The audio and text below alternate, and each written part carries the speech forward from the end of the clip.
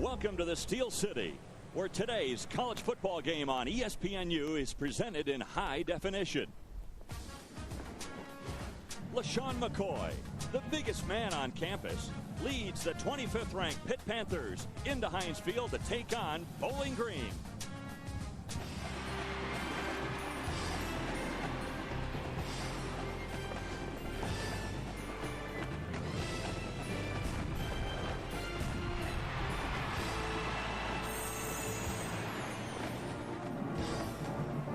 Wave the flag into another college football season. College football presented by Allstate on ESPNU. And today here at Heinz Field, it's the 25th ranked Pitt Panthers taking on Bowling Green. Well, hi again, everyone. I'm Dave Armstrong. And the people here in Pittsburgh are as tough as the steel they forge in their factories. But they're also tired of 3 years of losing football. And then last year, in the last game of the year for Pitt, they go to West Virginia to take on the mighty Mountaineers, a team that was ready to have their ticket punched to a national title game. Instead, it was the Panthers who pulled off one of the biggest upsets in the college football season. Now the question begs to be asked, can what they did on that night in West Virginia carry over into the 2008 campaign? I'm joined now by Larry Coker, the former head coach of the Miami Hurricane. And Coach Dave Wannstedt has come up with a two-word mantra for this year's team: prove it. There's one guy that doesn't need to prove anything, though, and that's LaShawn McCoy. LaShawn McCoy burst onto the scenes a year ago as one of the top backs in the Big East Conference. Not only that, he's also one of the top backs in America. And I think the thing that impresses me the most about LaShawn McCoy is consistency. He has his best games against the toughest competition. Look forward to seeing him play today. Coach, you talk about him playing big in big games. In that upset of West Virginia, he ran 38 times for 148 yards. But Pitt, a tough opponent today in Bowling Green. Greg Brandon brings his team in here today, and the Falcons are coming off a bowl game of their own, and not only that, but 8 wins.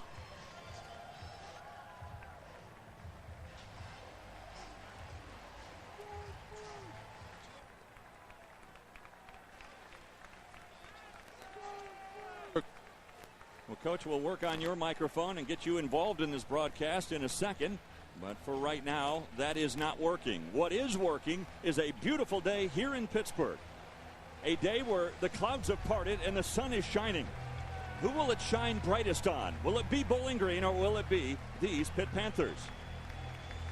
Back deep to get it for Pitt is LaRod Stevens-Howling, a man who had to give way to the freshman sensation LaShawn McCoy last year. A brief history between these two teams. Pitt won both games in '99 and then again in 2000. Vervillo will kick things off for the Falcons. A light wind coming out of the west of just 5 miles per hour. And the college football season is underway. It'll be Stevens-Howling taking it at the 11. Finds a little bit of a seam and gets it up shy of the 30, up to the 28, an 18-yard return. So here come the Panthers offensively, led now by their quarterback, Bill Stoll, who coached last year, only played 3/4 of a game. Bill Stoll, I think he's a veteran. He's not a veteran. Dave Wannstedt knows that, and the staff knows that. He's started one game, was injured. He's been here 3 years. I really like Bill. I think he's got excellent potential, but the potential's not been proven yet. So everybody's saying, oh, the quarterback situation is settled. Hold on a second. It's not necessarily settled, but certainly the makeup of this kid is great. On play action, Stoll to throw it, and he's got his receiver. That's Derek Kinder, another guy who is back from injury. He missed all last season as well. Well, let's look at the starting lineups on 4 of the Panthers, the backs and receivers. Of course, a lot of attention on LaShawn McCoy, but we just saw Kinder, who is back after an all-Big East campaign in '06. And the big question mark, the biggest question mark for the Panthers, this offensive line. They have to replace a lot of guys up front. In fact, the only returning starter is C.J. Davis, but he's a 4-year starter at left guard.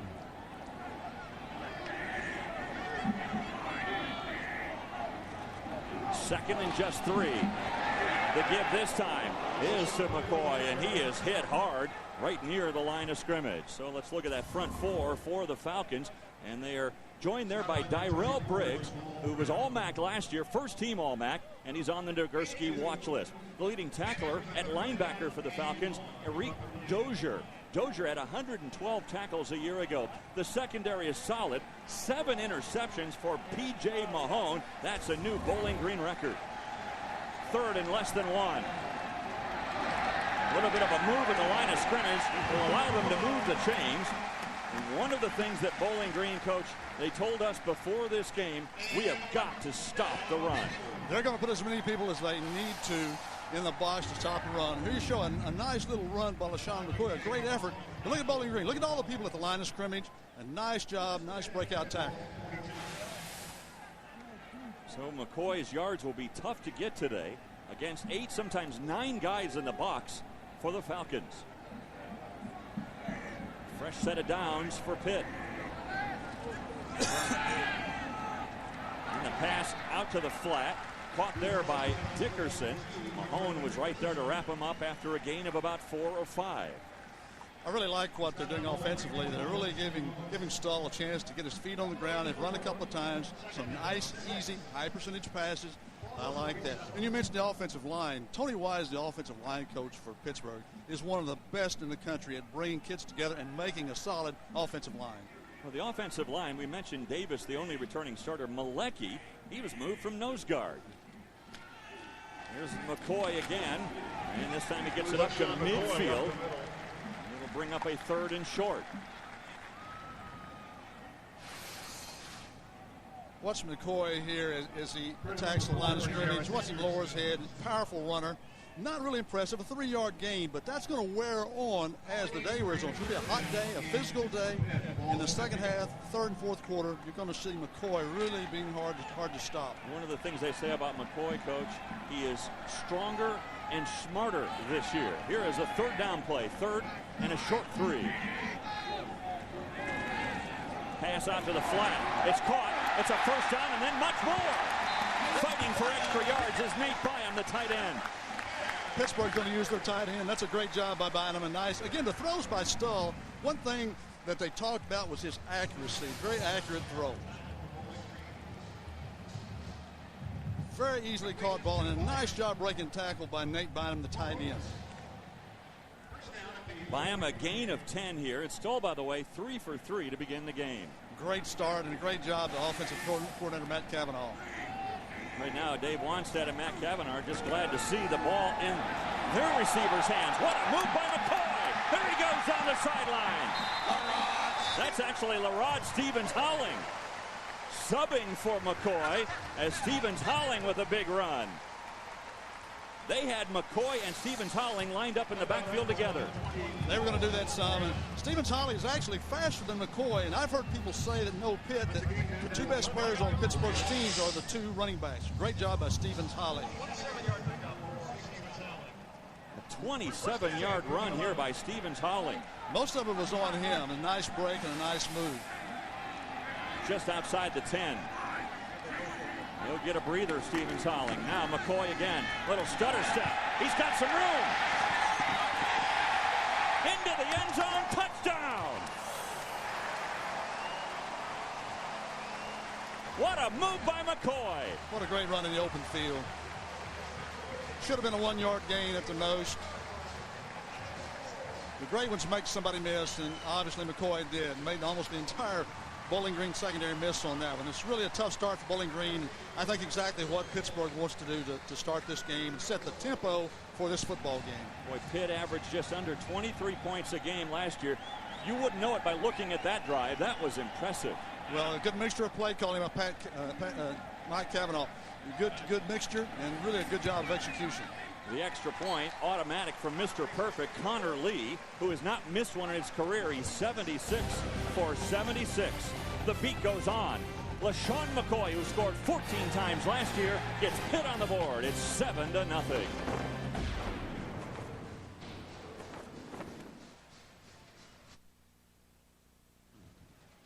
ESPNU now available in high definition. To get the great action on ESPNU in high definition, contact your local cable operator or satellite provider.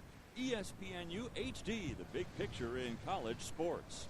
So here we come to you from the Three Rivers City.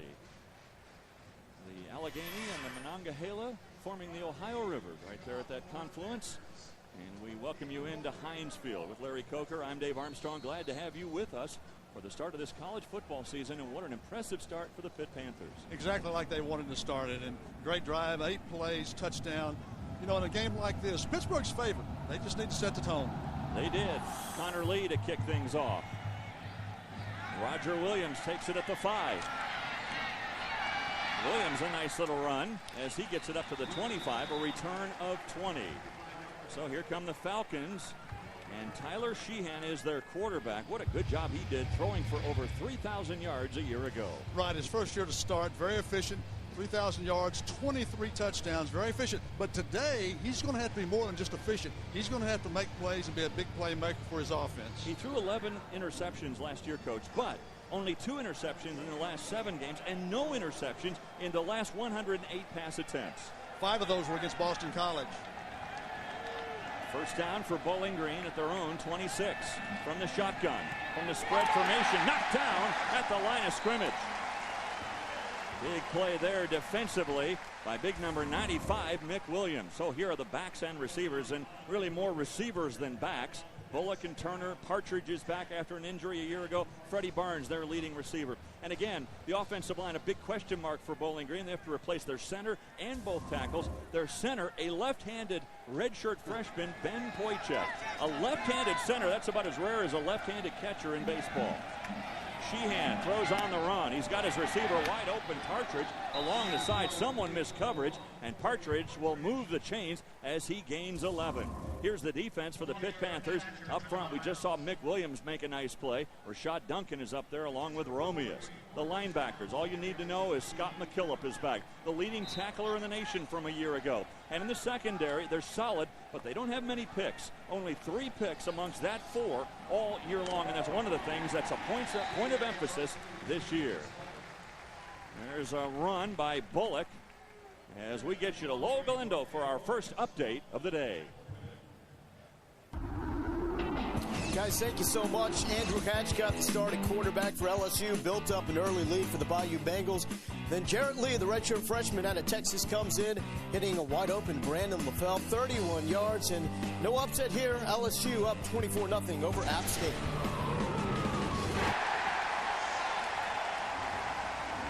Welcome back, and what we just saw here was another big play by Mick Williams, who's had a great camp, and 2 big defensive plays on this drive. Well, this is rare versus a great Brandon spread offense to get a sack, because Sheehan does a great job getting the ball out of his hands, but that's just great pass pressure, and certainly a great job by Mick Williams. He averaged just 3 sacks a game last year, the Panthers. So a loss of 11 backs him way up. 3rd and long. Sheehan with time this time. Fires it across the middle. And is it picked off? It is! An interception. Austin Ransom, who a week ago, folks, was a wide receiver. A week ago. Well, this is unbelievable for him to move out and be a linebacker. But what a great start for him, a great confidence builder. And I know the Pitt coaches have a lot of confidence in him. And what a phenomenal play. You've seen the Bowling Green offense out of rhythm, and that's not what they want to do. They want to be high percentage. They want to have positive plays. They didn't have that on that series, obviously. Well, you wonder what Sheehan was throwing to there, because there were 2 guys there for Pitt. So Pitt takes over after the turnover. Good field position. Stoll moves up in the pocket. Now Stoll's going to run for it and get basically back to the line of scrimmage, maybe a gain of about 1. So it won't be a sack as Stoll gets past the line. Really a nice job by Stoll moving up in the pocket, because he had pressure. You don't worry about pressure, but you sense it. The good ones know where it's coming from. He was sliding up in the pocket. A nice job there. Again, not a big game, but certainly not a negative play. Pitt already leading 7-0. Now the turnover, the interception by Ransom. Very few interceptions last year for Pitt. One of the worst as far as turnovers and takeaways last year. There's McCoy dancing around, a short gain. He gets it down to the 35-yard line, where it'll bring up about 3rd and 7. Well, that's what you have to do. You have to be able to tackle, and really a nice tackle on LaShawn McCoy. And Bowling Green needs to settle in. This is a very big series for the Falcons because great field position by Pitt. Bowling Green needs to hold the Pitt Panthers this series, hopefully to a field goal from their standpoint. Or nothing. Or see nothing. What happens on this play. 3rd and 7.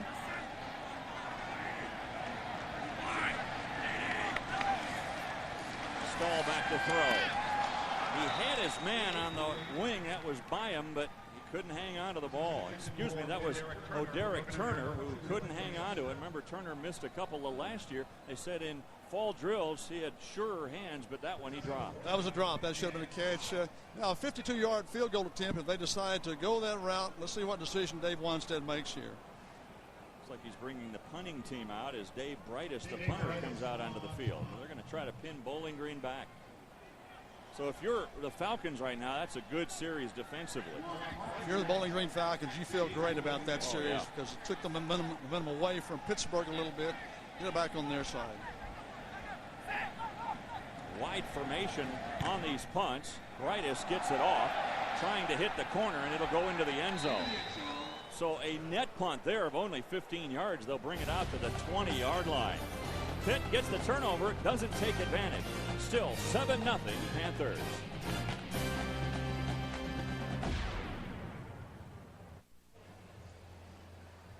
We welcome you back to Heinz Field, where Pitt, on the strength of a 12-yard touchdown run from LaShawn McCoy, leading 7-0. Coming up right after our game on ESPNU High Def, it's the Delaware Blue Hens taking on the Maryland Terrapins. ESPNU College Football presented by Allstate at 3:45 Eastern. For more information, log on to ESPNU.com. So Bowling Green's defense stiffens just a little bit. Doesn't allow Pitt to tack on any more points. Now here they come offensively, and no room to run there at all. Freddie Barnes, who had positioned himself as a slot back, gets no gain. In fact, he lost a yard. Freddie Barnes is a very versatile player. He plays wide receiver, slot back, and there as a direct snap. Pitt defense is very fast. This is an outstanding defensive football team. There's some things they need to work on, and we'll talk about those later. Those offensive numbers haven't kicked in yet for Bowling Green. Look at that, just 2 yards on the day. This is their second possession. Sheehan. Good coverage, incomplete. Boy, excellent coverage out there on the wing. As Aaron Berry, one of the best cover guys for Pitt, was right there stride for stride with the receiver. Well, Berry is really their shutdown corner, and he shut it down at that time because that was a great job on coverage. 3rd down, back up 11. So 3rd and 11 again. Seems like it's been 3rd and long a lot for the Falcons already. Sheehan sensed a blitz coming, checks off.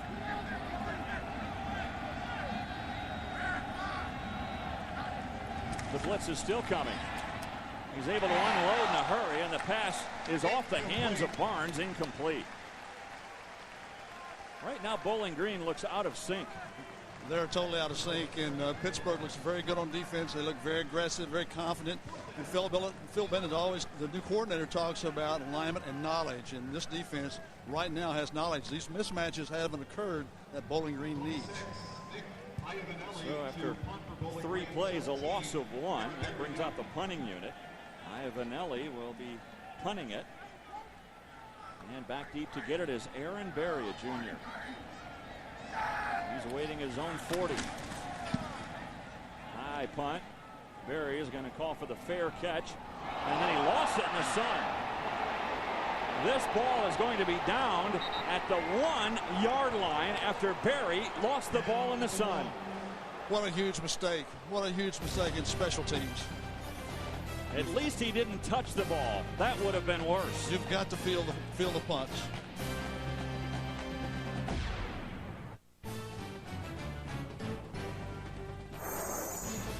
ESPNU College Football is presented by Allstate, proud sponsors of college football. Are you in good hands?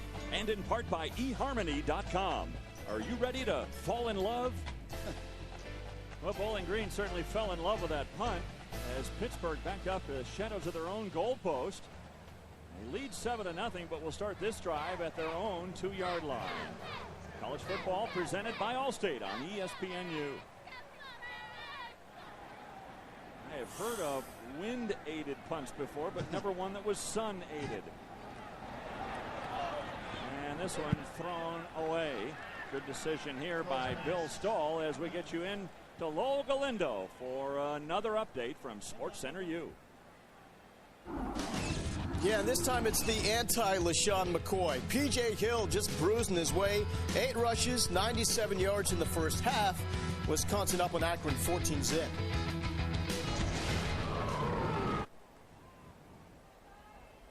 Thank you, Lowell. Again, it's Pitt backed up at their own 2-yard line, now 2nd and 10. Kinder comes in motion. McCoy, quick little move behind the line of scrimmage, gets it up to the 5.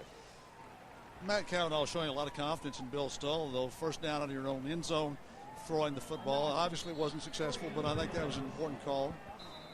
And now a player is down and injured, it would appear, for Bowling Green. It looks like it's Nick Tereso, backup nose tackle. Depth is going to be a factor today because it is a hot day in Pittsburgh. It is a sunny day, and that should be an advantage to Pittsburgh. But I think depth will be a situation we'll have to keep our eye on. One of the things that Greg Brandon told us coming into this game was they have a very, very tough non-conference schedule before they get into the MAC, starting here at Pitt, then Minnesota, then at Boise State, and at Wyoming. And he's hoping to get through those 4 games pretty much unscathed. This isn't something he needed to see. Well, it really isn't. He was picked to win the Eastern Division of the MAC Conference, which is certainly a tough division. Yeah. So, but coming through 4 games, you need to see some progress and some good things happen. Maybe upset somebody. A year ago, they beat the Golden Gophers of Minnesota in the first football game. Certainly, it's a long game left to go, but I think Bowling Green needs to get some rhythm and needs to get back in control of this football game. You know, the MAC, you talked about them being favored to win the East. So much experience coming back in the MAC this year. In fact, every MAC team this year will return at least 13 starters. Well, it'll be an exciting season for the MAC then. It'll be anybody can win on any Saturday, and I think and Bowling Green knows that. Great tradition of football at Bowling Green. And I think you're going to see them really, after this first 3-4 football games, see what they're made of. Again, Nick Tereso, he goes down. 2 interior linemen, by the way, were forced off the roster due to some off-the-field activity in the offseason. So now with Tereso going down, this sophomore out of Chicago, again, depth is going to be a concern for the Falcons. It really will. And obviously you want your players to do the right things in the offseason, which is it's a long offseason. And you know, your players, if they make mistakes and the coach has to discipline them, sometimes a first game, maybe a second game that you force that player to miss. Well, as Tereso gets helped up and off the field, crowd here at Pittsburgh wishing him the best. We invite you to log on to your online source for all things college sports, ESPNU.com. It's an online service. It's your gateway to all college sports content from ESPN. Combining the latest news with an expanded collection of exclusive material, scores, columns, video and audio highlights, podcasts, you name it, we've got it. It's ESPNU.com. I know Coach Coker has that bookmarked on his own laptop. It is right there, easy to find, easy access. So Tereso slowly walks off the field, being helped by a couple of the trainers. Doesn't look good for his return today, but hopefully he'll be fine and back later in the season. Well, right now it's back to the game, and Pitt is facing a 3rd and 7 from their own 5. Big play for the Bowling Green defense to hold Pitt here and get some field position. Again, the reason they're backed up so far, a punt lost in the sun. Spread formation for Pitt. Quick drop by Stahl. He's got his receiver and enough for the first down. A throw out to the flat to Turner. And that time Turner held on. A nice job. Again, 4 wide receivers. Really a good job by Stahl setting up in the pocket. And nice protection by the young Pittsburgh offensive line. Really nice setup by Stahl.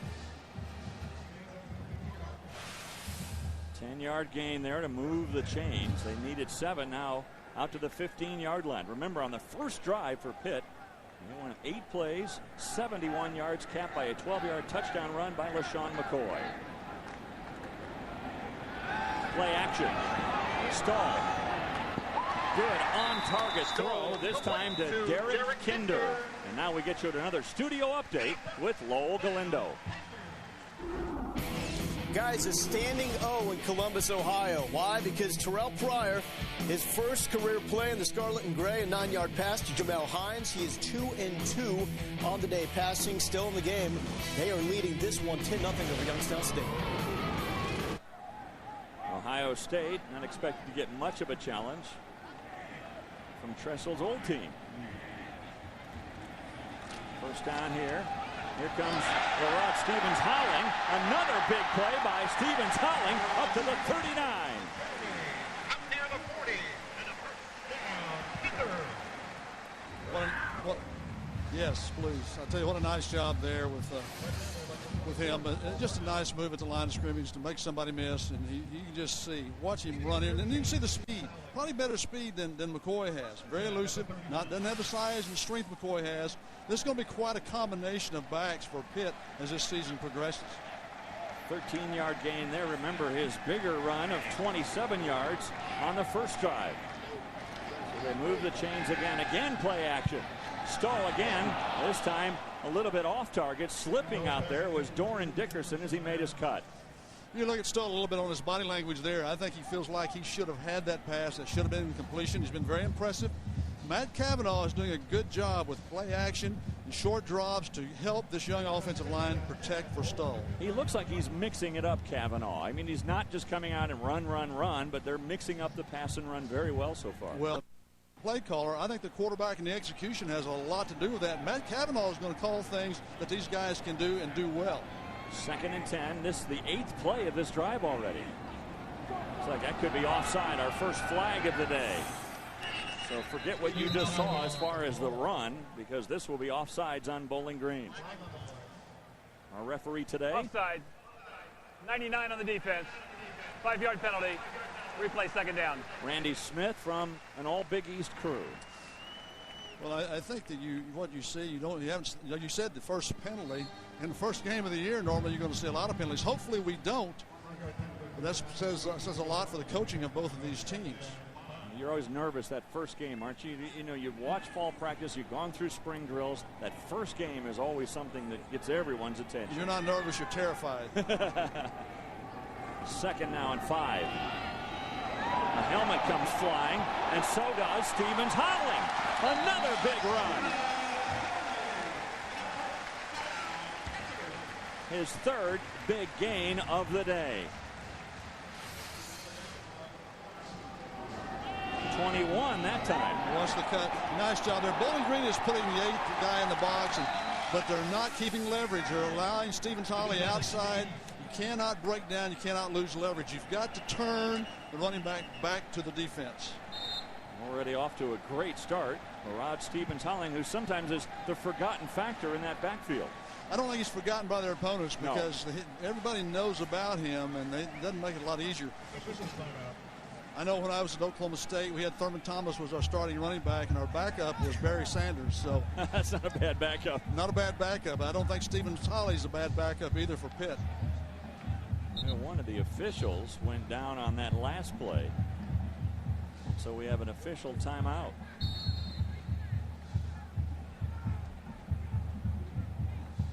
So you had Thurman Thomas and Barry Sanders in the same backfield. Not bad. No, it's not a bad. I was one of the better years I had coaching when I had both. I would those think guys. so. Yeah. I called a lot of good plays that year. Yeah, as an offensive coordinator of the Cowboys, you couldn't miss. No. First down here for Pitt at the 40-yard line of Bowling Green. Quick hitter to the outside. Pass actually behind the receiver, Cedric McGee, and that kind of busted up the play. Well, it did. What a great catch, though. Nice hands by McGee. He was, 2 years ago, was all Big East receiver, and it's very, very impressive. Well, his uncle is Michael Irvin, so he got his hands naturally. Well, he did, yeah, from South Florida, actually. Fort Lauderdale. Well, a loss there of 1 on the play. Makes it 2nd and 11. Stoll, so far from what we've seen, he looks pretty solid. I mean, shaking off the rust of a missed year. He looks very solid to me. I'm very impressed with Stoll thus far. 2nd and 11. Stoll straight back. Deep drop. And he's got Kinder coming across the field, and Kinder forced out of bounds at the 33-yard line. Well, Kinder missed the entire year last year, and how happy they are to have him back. What a weapon that Kinder is. And you're right about Stull. It's very comfortable. And I know Matt Cavanaugh said one thing about Stull. He throws things that are catchable. And everything he's thrown today has just about been perfect. Kinder, they were telling us just about 2 or 3 weeks ago, he finally took off the knee brace and felt like he was confident enough. And sometimes, Coach, it's that mental hurdle that the players have to get past. Well, surgeries are so good anymore. I think the mental hurdle is probably the biggest thing to get over. So 3rd and short. Uh-oh.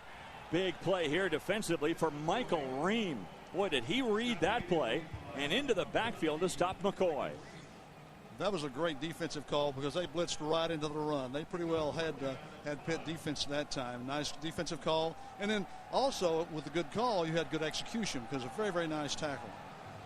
Well, the punt team will come back out. Remember, they're faced with this same scenario just on their last possession after they had the interception, and now forced to punt here on 4th and 6 from the 35. That is. It's like Groundhog Day. The same situation again. But really a good job by the Pitt offense to at least get some field position, even though they didn't score. Brytus will again try to find the corner. This looks like it has a better chance, and it does. It is taken down at the 5-yard line. Coach, one of the nuances in rule changes this year is the play clock is a little bit different, and they're hoping to speed the game up just a little bit. Well, there's so many college football games. They do want to speed it up. It's a 40-second clock. It's much like the NFL has. There are some differences because you still have a 25-second play clock that you have to deal with. But the 40-second clock, much like the NFL, and again, they hope to speed the game up. With a no-huddle offense, I don't know that it'll matter that much. Now remember, this doesn't apply for the last 2 minutes of each half. The hardest thing about the new play clock rules is someone to operate the clocks. Yeah, that's true. It's different. Running from a pocket, and incomplete intended for Parks, and the ball hit the ground first. So now you see the play clock. Again, that's an incomplete pass, and they start the 40-second play clock immediately. The difference is a year ago, the play clock would not start until the snap of the football on an incomplete pass. Now it's the 40-second clock. It's running, again, like the NFL does it. I like it better, don't you? I never had it. I don't know. I'm gonna know after this year, probably after a couple of games.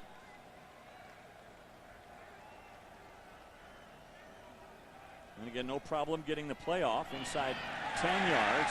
No room to run inside. Boy, that defensive front four for the Panthers, so solid. And again, you see the play clock again immediately starts as soon as the play is blown dead. Right, it's going 40 seconds, 39, 38. It's running now as we speak.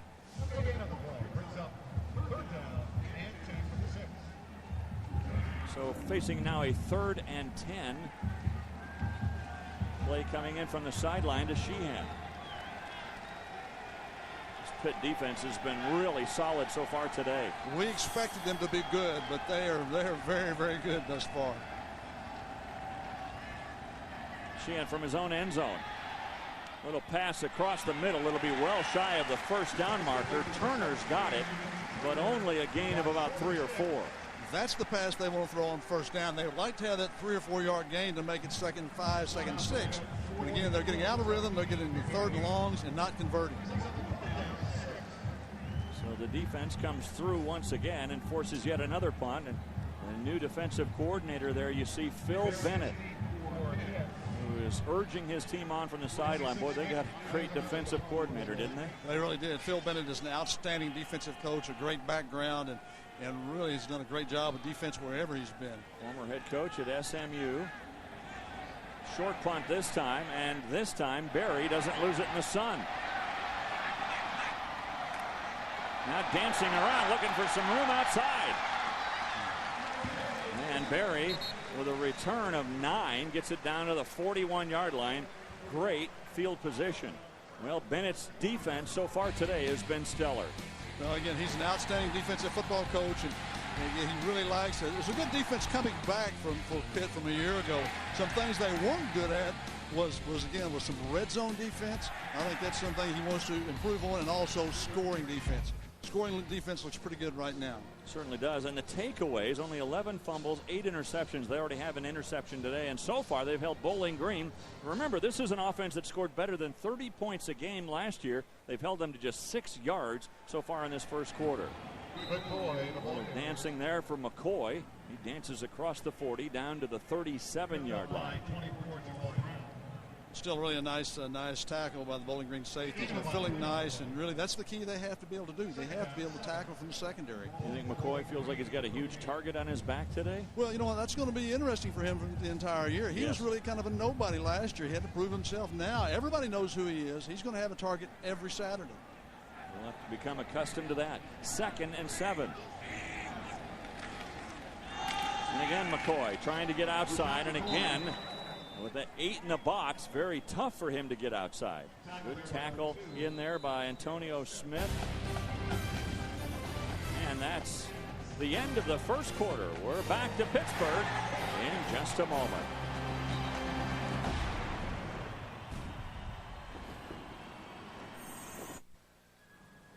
ESPNU is now available at high definition. To get the great action on ESPNU in high def, contact your local cable operator or satellite provider. ESPNU HD, the big picture in college sports. The big picture today from Pittsburgh, Pennsylvania, where the Panthers lead 7-0 with Larry Coker. I'm Dave Armstrong here at Heinz Field, where Pitt facing a 3rd and 5, and so far today they're 3 of 5 on 3rd down.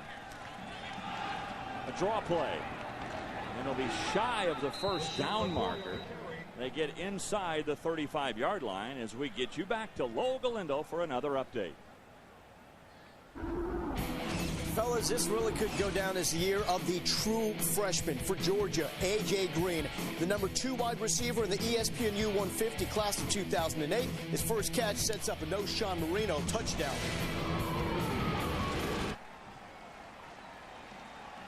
Last year it was LaShawn McCoy, the freshman. A lot of freshmen this year that are ready to break out. Well, 4th down, and this time Pitt's going to go for it. Little toss. Trying to give McCoy some room to run. He runs out of bounds. Enough for the first down at the 30. He knew right where he needed to go. He knew where he needed to go, and again, that's a big play. They got in that no man's land, too far for a field goal. They don't want to punt again. And you see McCoy here, a little misdirection play. Fake the toss and then pitch to McCoy going to the wide side and show some nice speed. He exactly knew where he needed to go. That really became a foot race out there, didn't it? Yeah, and McCoy's going to win most of those. I would think so. So a fresh set of downs for Pitt. First down at the 30-yard line. Pitt scoring on their opening drive. This time another hitter as McCoy goes across the right side, pushes the pile ahead for 4.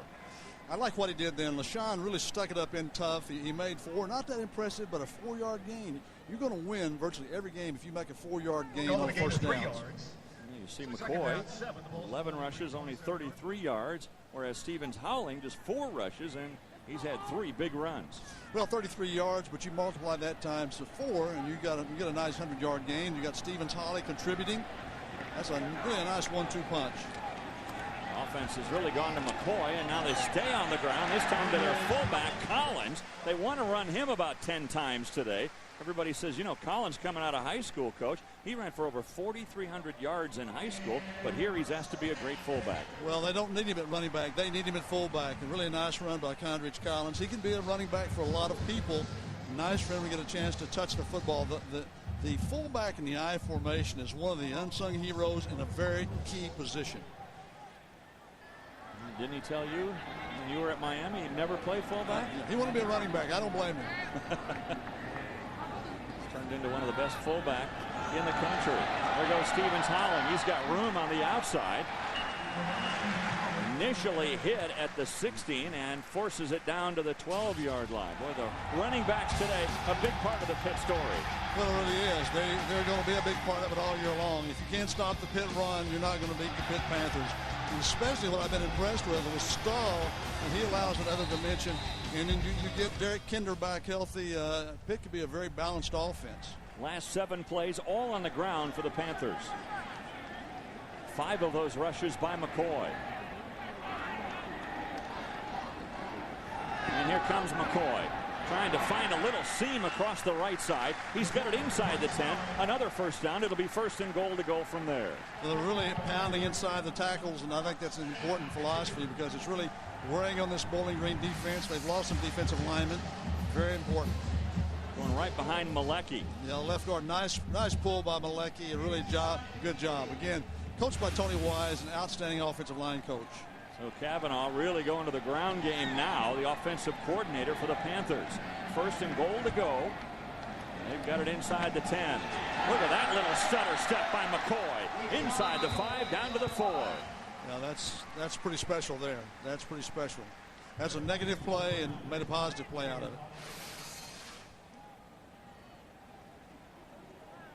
Should have been no gain, loss of 2.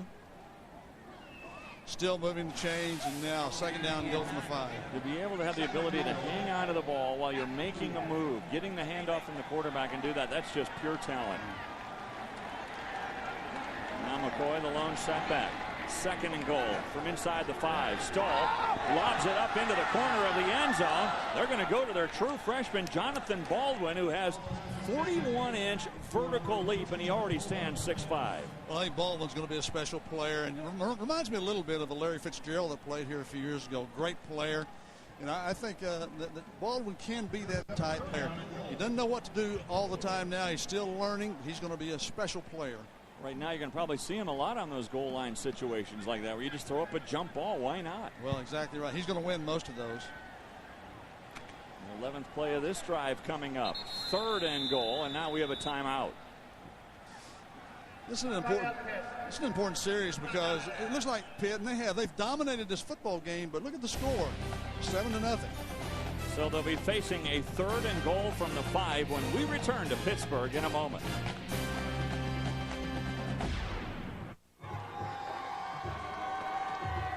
College football from Pittsburgh presented by Allstate on ESPNU, and right now the Panthers leading 7-0, knocking on the door again, facing a 3rd and goal from the 5.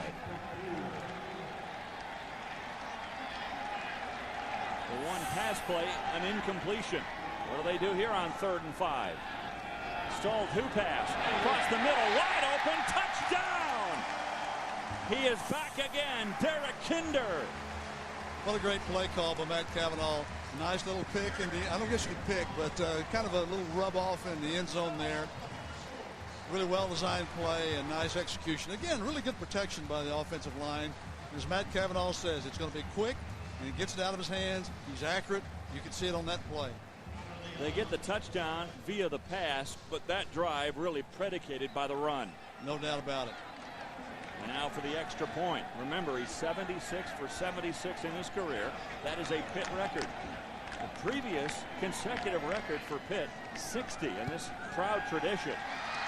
But Mr. Perfect is perfect again. Connor Lee tacks on the extra point and makes it 14-0.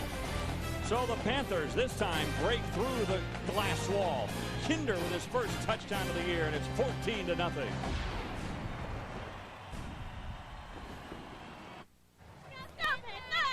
Welcome back to Heinz Field, where Pitt has plenty to cheer about. Pittsburgh leading now 14-0. Saturday primetime college football continues on ESPNU High Def as the Boston College Eagles face the Kent State Golden Flashes. ESPNU college football presented by Citi at 7:30 Eastern. Larry Coker and our entire crew here in Pittsburgh. I'm Dave Armstrong, watching Pitt totally dominate this game defensively, as Bowling Green has not been able to get untracked, and now Connor Lee will tee it up as Pitt leads 14-0. I think the thing you see, we knew both teams had young offensive line. I think you see the Bowling Green offensive line really being exposed at this time. Pitt's offensive line seems to be handling it a little bit better.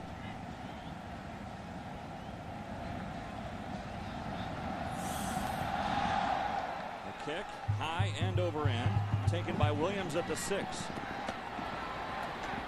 And Williams hit hard at the 20. Moves forward to the 26-yard line. Now let's see if Bowling Green can do something offensively. They've really done nothing. You look at their 3 possessions. On the first possession, an interception. The next 2 possessions, 3 and out. They need to make some first downs and arrest their defense. I know that's cliche in coaching, but I think it's true. need to get some momentum and get their defense off the field a little bit and just really kind of get some action back in the game. They haven't cracked the 50 yet. They have not had one play over on the Pitt side of the field. So now they come up with a weird formation to begin things, where they take the entire line way out to the high side of the field. How do you defend this?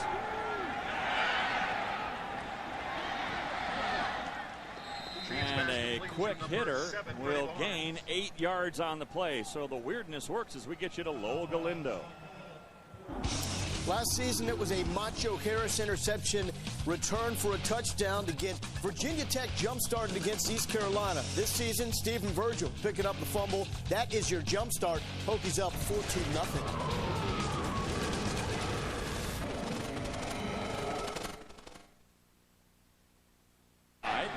There's another quick hitter here by Sheehan, who is really left unprotected back there.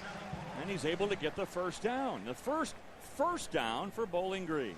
Well, we used to call it the old swing gate. It's something out of the archives. But Bowling Green's kind of pulling out all the stops now. They're having trouble blocking the Pitt defense. They're trying to create a little bit of uncertainty on that defensive football team. You'll think of Phil Bennett and what he told us yesterday about alignment, the #1 key. How do you align against something like that? A little soft. Sheehan is able to get it outside. A nice soft touch there as he's able to get it to Bullock coming out of the backfield. Well, I think their alignment to that, the Pittsburgh defensive coaches, they have seen that because they've aligned pretty good to it. They've shifted out, and I think that's what Bowling Green wanted to see. Can they line up? And they could. Now a little more traditional, even though it's the spread offense, a little more traditional spread look from Bowling Green. Yes, it is. And a 3rd and 5.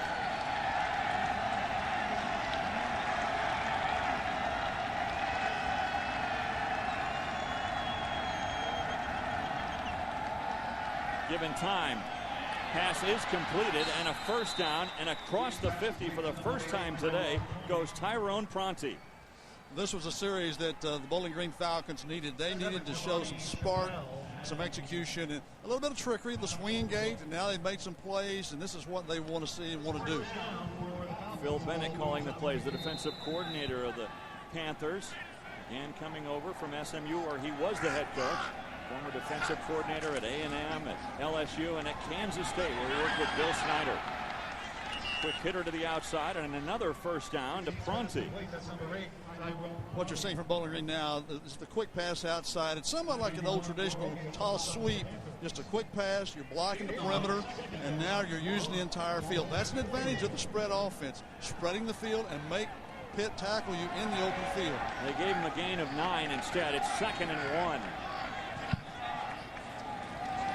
A run this time, and it looks like all of a sudden here goes Bowling Green looking for the end zone, hauled down inside the 10. Big run there for Chris Bullock. First signs of life for Bowling Green. We've seen now, we haven't seen much of the run at all, but look at this. It's opened up. Big pass rush by the Pitt front. Really nice run. Nice blocking in the perimeter, and a good run by Bullock. 36-yard run for Bullock. So after not crossing across the 50, here they are down to the 5, 1st and goal to go. 1st and goal to 5. And this time it's Turner lining up at quarterback. Turner looking to run. Nothing doing. Got maybe a yard. Scott McKillop in there with a stop. Coordinator Phil Bennett talked about red zone defense. That's something else that he felt like his defense needed to improve on, and they're going to get a chance to right now. How about McKillop, Coach? Last year, everybody was concerned who's going to replace H.B. Blades. Right. McKillop really wasn't on anybody's radar screen. No one thought he would be as great as he became, but he became the leading tackler in the country. I think a little bit like Zach Thomas, formerly with the Miami Dolphins. So we've got a timeout with 7:59 remaining. Bowling Green now knocking on the door. Welcome you back to Heinz Field. Pittsburgh leading 14-0, but Bowling Green has 2nd and goal from the 5. Tyler Sheehan has been perfect on this drive. 5 for 5 on this drive for 32 yards. And again, though, this time to Barnes. Barnes with a little soft toss, in for the score. Barnes, who was a quarterback in 06, with a touchdown pass. A lot of misdirection. They lined it up shin wide to the wide side of the field. A little misdirection, faking the sweep to the wide side, and just a nice little delay to the eligible tight end. They get it to Jimmy Scheidler for the score. Another one of those wrinkles from the Falcons. Really frustrating for any defensive coach. Phil Bennett would have called that a win if it held it for a field goal. And the extra point is tacked on by Vervillo. So Scheidler gets the touchdown.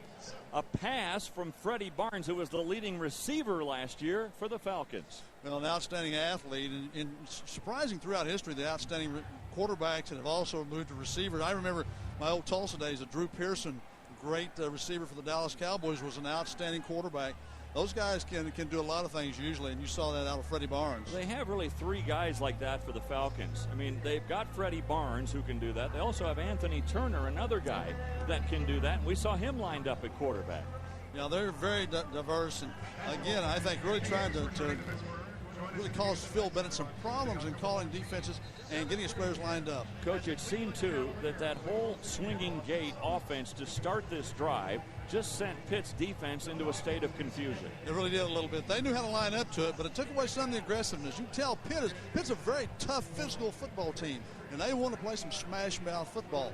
And Bowling Green, that's really not their mantra, so they made it really a little tougher on Pitt and really took some of the momentum away from Pittsburgh Panthers. And consider this, Bowling Green had done nothing offensively on their first three drives. They didn't have a first down. They threw an interception. They only had 10 yards total offense, and they marched right down the field. And they had negative plays. You never have negative plays in the spread offense, and they had several negative plays. And again, a tribute to the Pitt defense. A good job by the Bowling Green offense. Greg Brandon shaking it up a little bit. Vervillo to kick things off.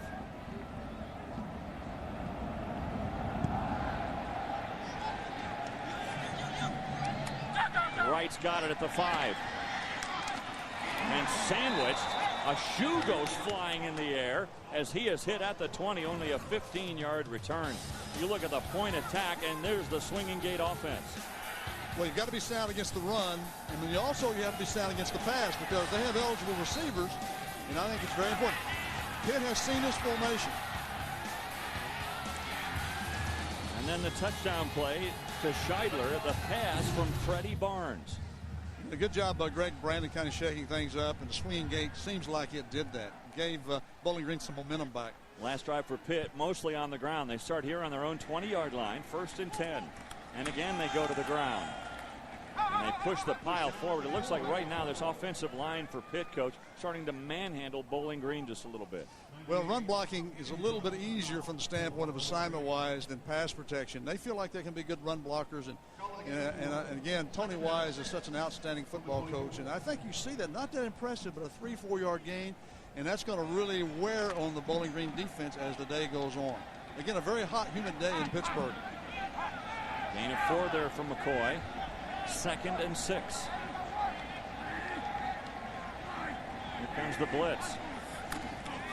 Stahl, a quick hitter to the outside, and that's incomplete. It was a forward pass, so it's just incomplete. Pass intended out there for McGee. It seemed like that Stahl was trying to beat the blitz with a quick pass and just didn't execute it very well.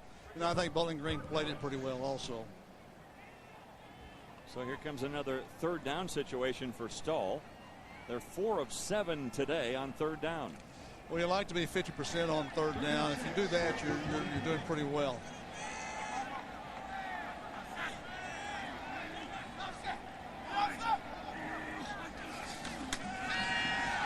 Stahl feels the pressure, steps up, now throws off his back foot, complete! How in the world did he complete that pass to Nate Byam?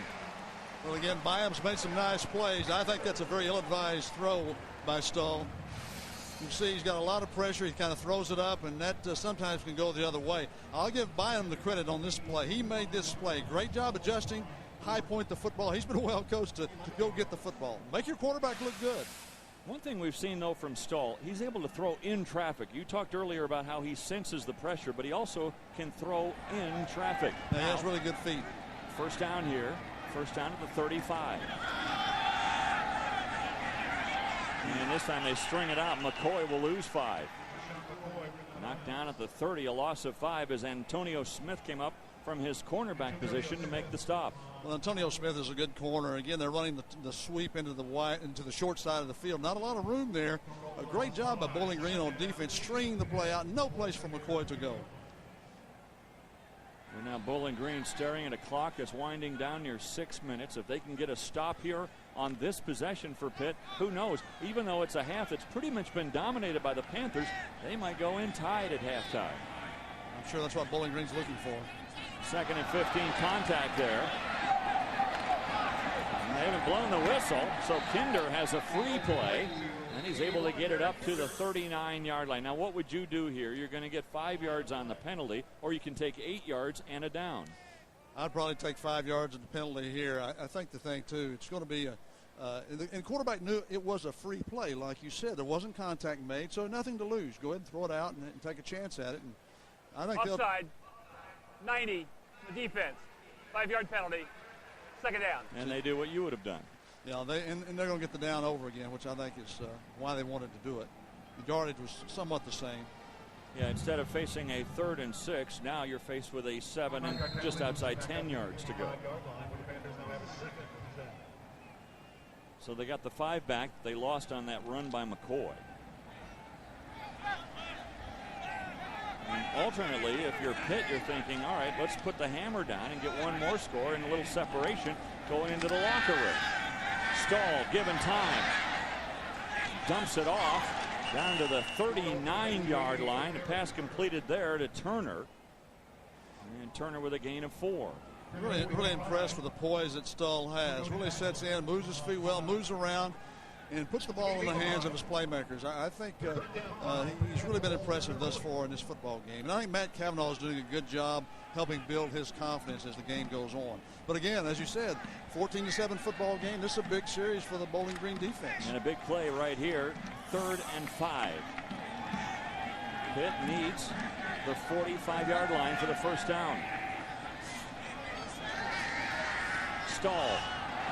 And quick hitter to Turner on the outside, and he wasn't quite turned around to make the grab. No, the timing wasn't there, and I think Turner, again, needs to really come out of his break. He had a nice route. He was open, but you got to get out of your break and give your quarterback a target. Timing just wasn't there. Turner, once he turned, the ball was already there, and he really didn't find it. Well, what happened? Stahl rushed his throw a little bit because he had some pressure. Rather than take the sack, he got the ball out of his hand, which is a smart play on his part. Now Dave Breitis, a left-footed kicker.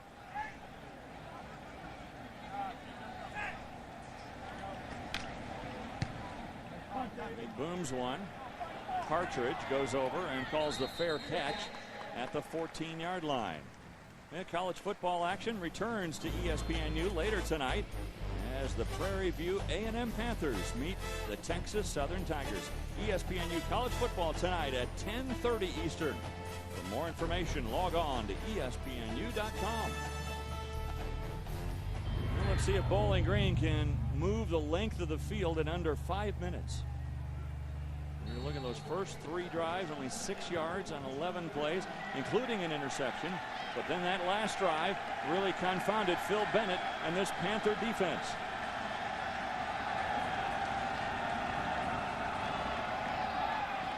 They hold the ball out for Bullock, who was able to get across the 15 up to the 16-yard line. I believe that was a read option by Tyler Sheehan. He could have kept the football, but he saw the crease for Bullock and handed the football off. Probably a good decision on his part. Again, making some positive plays. Is the spread offense sort of like the new version of the wishbone? I think it's exactly like that. I think the more powerful it is when you have a great running quarterback.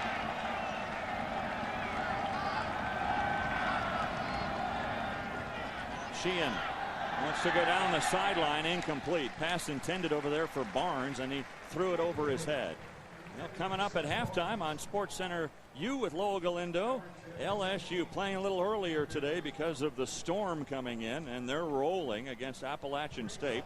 Georgia debuts as #1 for the first time ever. And Tim Tebow, he starts the campaign, got to be the odds-on favorite to win 2 straight. He does. Archie Griffin, the only one to win 2, and it's really a challenge for Tebow. Certainly had that opportunity. A big third down play here. Sheehan given time. Now the pocket collapses. The ball is tipped at the line and incomplete. I really like the pressure that the Pitt defense is putting on Sheehan, but also the coverage is outstanding because he's holding the football, and he doesn't do that in the spread offense. I'm really impressed with the rush, but also with the Pitt coverage. Yeah, the coverage, that was a coverage sack, wasn't it? Yeah, I've heard that. But a coverage tip anyway. Yeah, they call that a hurry and a tip, and that's not as good as a sack, but it's close. It's an incompletion, and now they're in a punting situation. And again, plenty of time on the clock for Pitt to come down and score. No question. And they'll get good field position, you would think.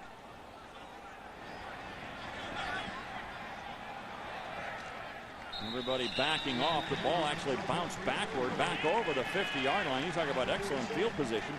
Pitt will have it in Bowling Green territory. Well, they will. That's a good bounce for Pitt. They didn't get the good bounce on the long punt, but they got the good bounce on that one. Great field position, a lot of time, plus they have timeouts. And we talked about Tebow, one of those guys that you look for the Heisman. How about some of the guys you're looking to this year on your watch list as to who you think might have a great shot? Well, I think Wells from Ohio State, they're probably going to have a great year. I think he's an outstanding back. He's one certainly that you look at. But there's several. It's really a wide open race right now. But I think it's going to be an exciting season to see who steps up. I say look out for Chase Daniel at Missouri. The Tigers are set up for a good year. There's a little bit of a horse collar. Now the ball comes loose, and Bowling Green has got it. A fumble by McCoy, and Bowling Green able to come up with it. Dozier, the middle linebacker, has the ball.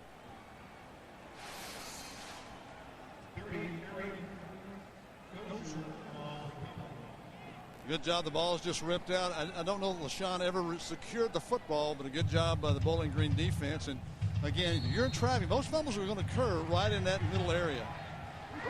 Remember, there's a new rule about horse collaring, but it doesn't apply to running backs running inside the tackles. Running backs or quarterbacks. So that new rule doesn't apply there. Bowling Green gets it on the turnover. The turnovers are even now. An interception for Pitt, and the fumble there, and the pass completed here to Partridge down to the 34-yard line. A 17-yard play. Football is so much momentum and attitude, and you can see now Bowling Green's starting to feel a little better about themselves, really ready to get a little momentum and making some plays. That's how you get momentum, is make plays, and they're doing that now. And turnovers so costly to Pitt a year ago.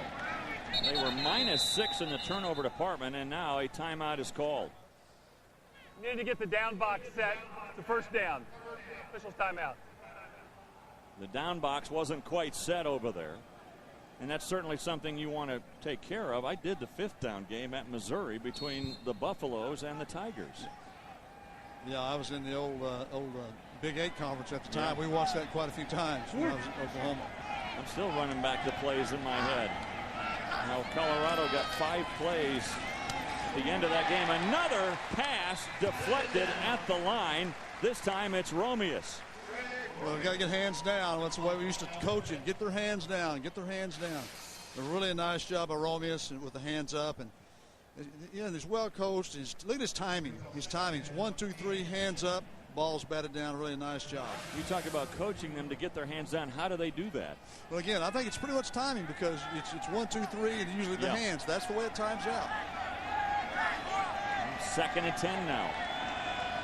And it's Barnes back at quarterback, looking to run. And he's found a hole. Barnes able to get the first down to the 23-yard line. Has that turnover been costly? Again, it gives Bowling Green position. Again, they've been dominated, but yet they're still in this football game. They're really starting, as I said earlier, starting to get some momentum. And again, this was, for the most part, a half dominated by the Panthers, but not on the scoreboard. And now Bowling Green, with under 3 minutes to go in the half, they have another chance. And again, it's Barnes throwing on the run, and the pass is caught. Reaching for the end zone, and just shy of it is Bullock. Again, the creative nature of the Falcons offensively as Barnes completes it to Bullock for 22 yards. I think you can see that Barnes has completed a little underneath pass a couple of times and done well with it. This time he goes to the intermediate pass, wide open, good execution. Now 1st and goal from the 1. Sheehan trying the quarterback sneak. Looked like the ball came loose. Pitt says they have it. Nope, 2nd down. Sheehan able to hang on to the ball. They lost maybe a half yard there. That play is a simple play, a quarterback sneak, except you don't work on it very much. You don't run your quarterback into the line of scrimmage and get the big pileups that often. And in coaching defense, when a quarterback has the football, you know that he doesn't get hit much in practice, so you try to get the ball stripped and take it away from him. A good point. Now 2nd and goal. And again, they've got Barnes back in their quarterback from the shotgun. Excuse me, Turner. Turner backs up to throw into the end zone, and it's incomplete. There is a flag down on the play. Holding 61 on the offense. 10-yard penalty. 2nd down. That's the freshman center, Ben Boychuk. What a tough penalty for Bowling Green. Watch the center 61 Boychuk. Right? Yes, an obvious call. Wrapped him around the neck. Good call by the official. Again, a costly penalty for Bowling Green. Sure is, because now instead of having it 3rd and goal at the 1, they back him up 2nd and goal, but way back to the 11. Makes it a little more difficult now, your offensive calls. 3 penalties against Bowling Green. No penalties against Pitt today. You got Sheehan back at quarterback now. Probably going to be a pass. Sheehan looking into the flat. He's got his receiver wide open. That's Pronte, who is promptly hit out of bounds. Now 3rd and goal inside the 3. Well, an outstanding route and good execution by the Bowling Green offense. Pronte and Sheehan. Good timing, good protection up front. Now timeout taken here by Sheehan and Bowling Green. They have 1 timeout remaining now with 1:17 remaining. So what's up the sleeve of the coaching staff of the Falcons here on a 3rd and goal situation? I mean, this has got to be a scary team to try to defend because you just don't know what's coming at you. They have so many different formations and variations to what they do. Well, there's no doubt about it. And the thing that you have is there's so much they can do. They spread the field. They can run the ball some. And I think you saw a great tackle by Chappelle, or that would have been a touchdown.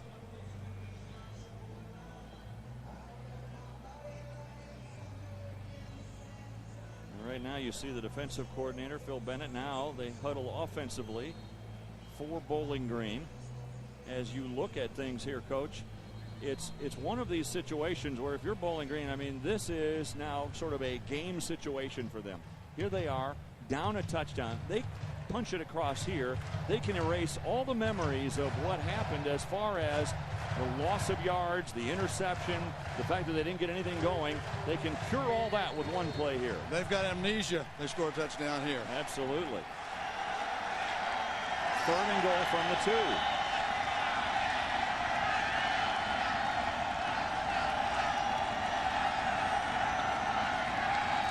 Sheehan rolling out to the right, throwing back to the left, wide open, touchdown! What a play call again, and again it's Scheidler. His 2nd touchdown grab of the game. I've seen that play a lot of times from the old Paul Pasqualone Syracuse teams.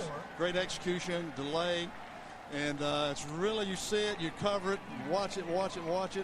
But again, it's very difficult to have the discipline to stay in position. Great call by Bowling Green, great execution. On paper, Pitt dominating this game. You look at the stats at halftime, and they're going to be decidedly in the Panthers' favor. But now Scheidler with his 2nd touchdown reception, this one officially from 3 yards out. Again, look at this misdirection. Again, it's a sprint. They're rolling the pocket. They've done this some today, a couple of times. Roll the pocket, and now stop and throw back. Tight end comes all the way across the field. A little bit of a delay. Good execution. Boy, that's a great catch, too, by Scheidler.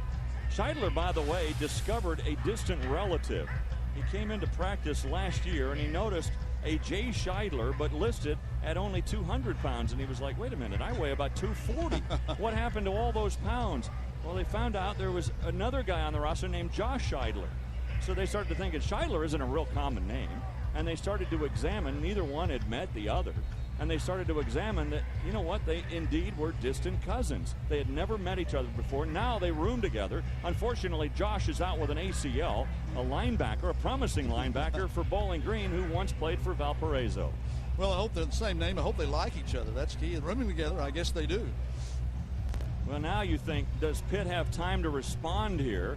With 1:11, they've got to be a little bit shell-shocked right now. And you think of that turnover by LaShawn McCoy when it looked like, instead of going up 14-7, Pitt, the way they were moving the ball, who knows, they could have a 2-touchdown lead at halftime. Instead, that turnover again, and you don't have to remind Wannstedt about turnovers and how costly they are, but that turnover is so costly here today. Well, that's huge, and they don't want to make a mistake again. They've got time, but they need to execute and not make a mistake. They don't want to give Bowling Green any more points.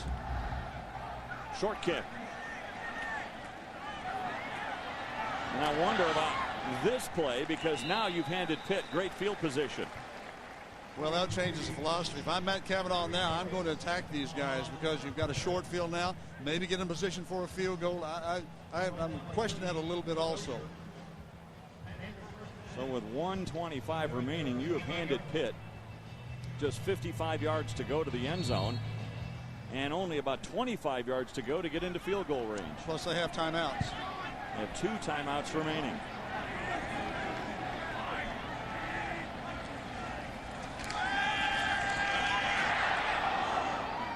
Well, you could see Stahl just hanging in there, waiting to the last second to let that one go. He had pressure from the corner, and really nice job on his part. He held it till the last moment. He didn't get panicked. He didn't rush it. He set in and made the play. He didn't make the throw, but he did all he could do. Second down, 10. Ball is at the 41.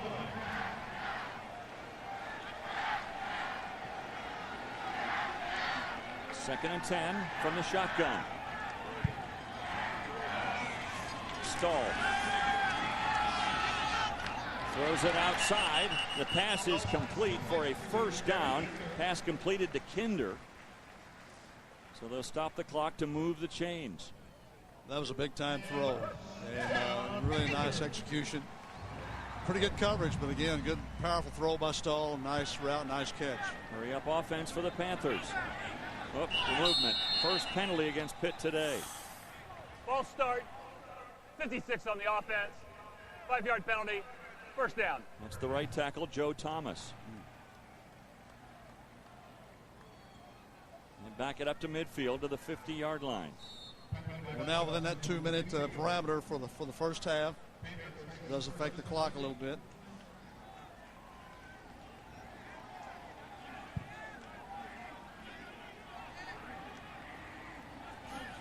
Here comes pressure again. Pitt's line does a good job in handling it, and the pass is right on target. Pass is caught by McGee for a first down, and they're close to field goal range down to the 32. Well, they are. That's really nice execution. Again, the young Pitt offensive line, a good job. And still really nice feet, sets up and throws a nice, soft, catchable football right where it had to be thrown, out in the flat. We officially mark him out at the 33, a 17-yard gain. Last year, Connor Lee's longest field goal was 48 yards. Quick hitter to the outside, and again it's McGee. He goes out of bounds to stop the clock. Now they are in field goal range as he gets it down to the 29. They're about a 47-yarder right now. So now you want more if you're Dave Wannstedt and Matt Cavanaugh. Exactly right. Let's go score a touchdown. I think that really be an uplift for your team and really demoralizing for the Bowling Green team. Again, momentum. Let's get the momentum. Go attack. Timeouts and 45 seconds left. 2nd and 6. Stahl, again, that line gives him time. McCoy shakes a tackle. Moves it down to the 20-yard line. Again, another first down. They'll stop the clock to move the chains. And a timeout taken here by Coach Wannstedt. That's good clock management because, they do have timeouts left. So they take their second timeout of the half. McCoy coming out of the backfield there. By the way, Stoll on this drive is 4 for 4. He's looked very impressive.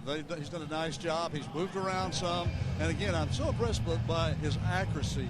Matt Cavanaugh stressed that, and you can see it the way he's executing. Very, very accurate passer. And again, I question the logic of that last kickoff by Bowling Green to allow Pitt this field position. You know, if they'd have kicked it deep and started Pitt back on their 20, who knows? Pitt might have just said, let's get into the locker room with a score tied. Well, that's always for a head coach and a coordinator. That's always a tough call because, boy, if we make a mistake down here, we're going to give them points. But now you're at midfield, basically. Hey, let's attack. Let's go for these guys. Yeah, I think it just changed the entire complexion of the way Pitt was going to attack this drive. I don't think it really is. I think also you can see here, you expect to get points if you're the Pitt Panthers here, somehow, some way. Absolutely. So at the 20-yard line, a first down. Still one timeout remaining. 36 seconds remaining in the half. Stoll again given time. This one batted down at the line and incomplete. Good play defensively in the middle of there. And again, that's Dozier right in the middle of things. A really nice design by the Pitt offense. They had 5 wide receivers. They cleared everybody out, came underneath with the back, and again, just a nice job with Dozier batting the football down. We've seen several of those today from both sides, Pitt and Bowling Green.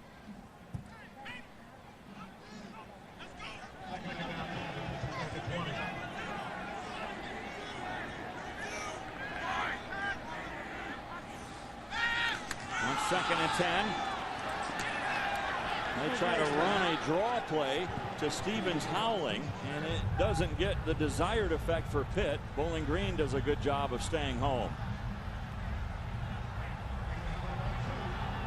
So now they're saving that timeout, and now it looks like they're going to let the clock run down and go for the field goal. Crowd doesn't like it.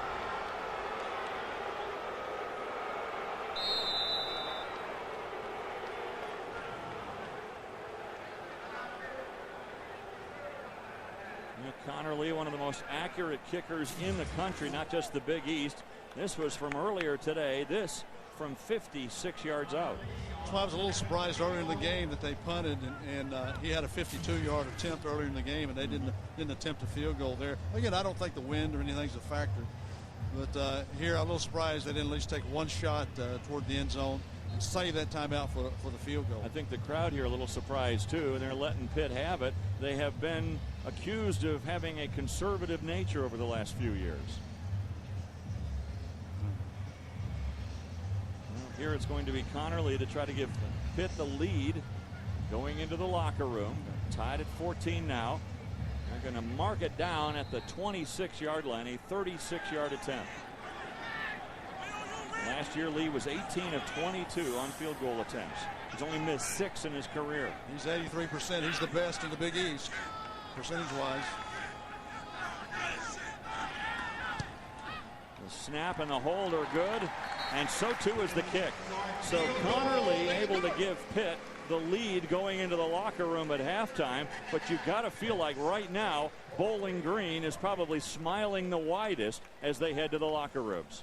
I think they are smiling a little bit widely. I think they are disappointed in that last series. I think, like we talked about with the short kick, I think they wanted to go in 14-14.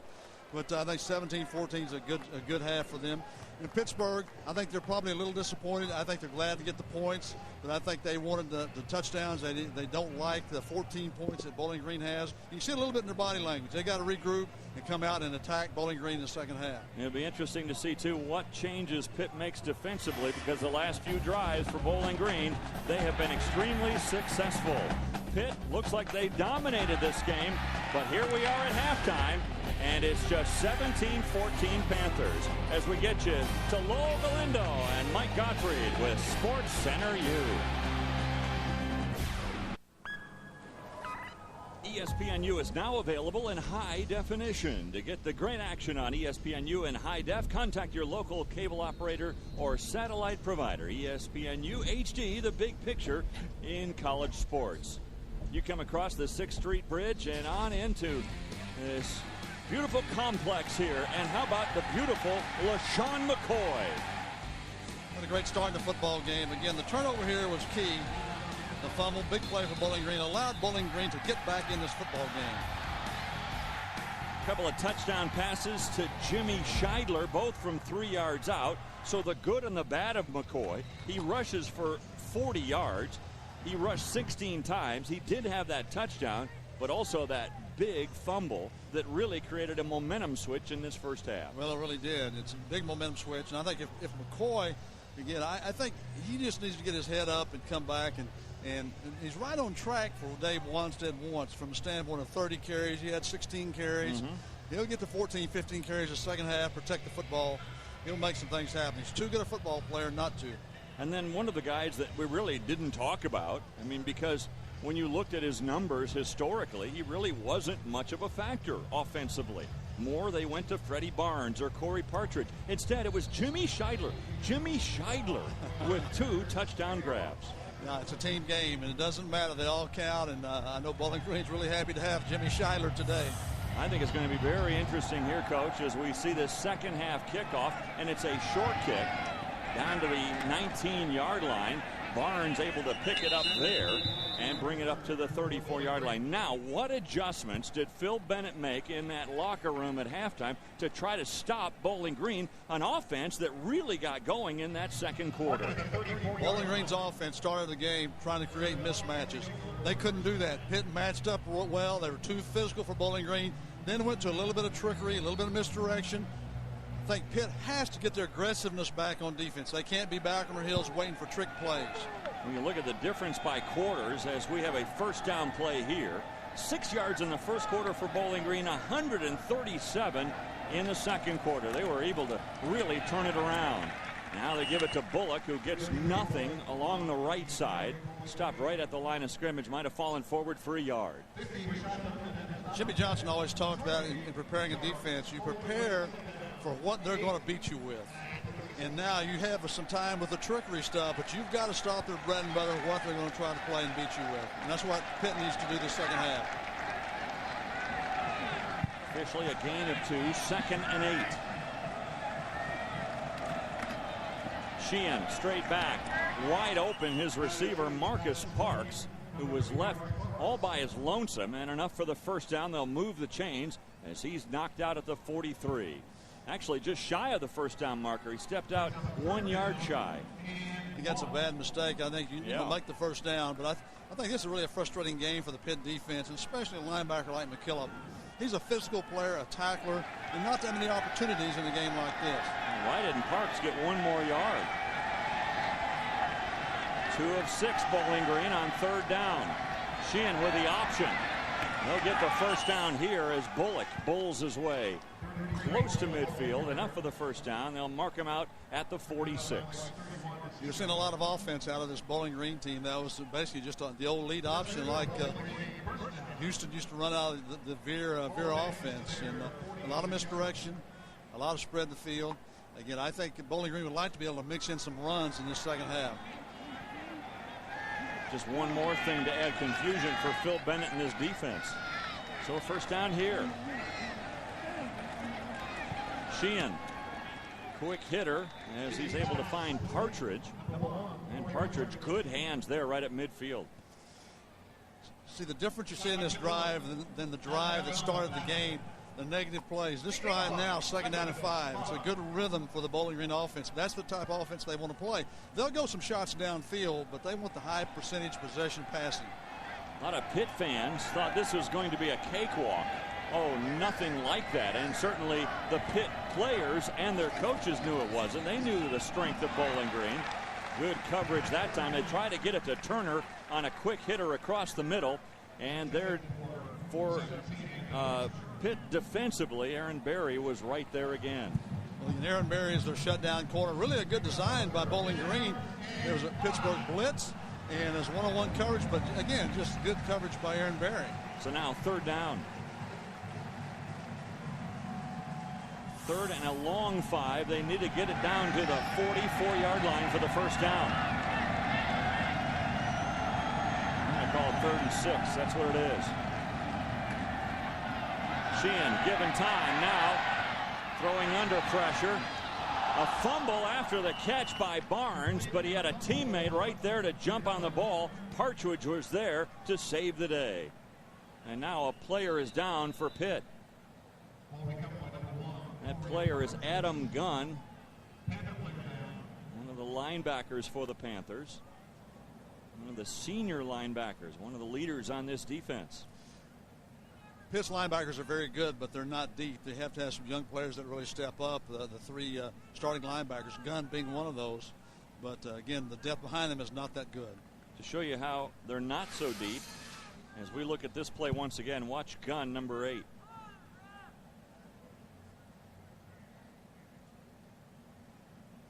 Oh, helmet to helmet. He collided with his own teammate.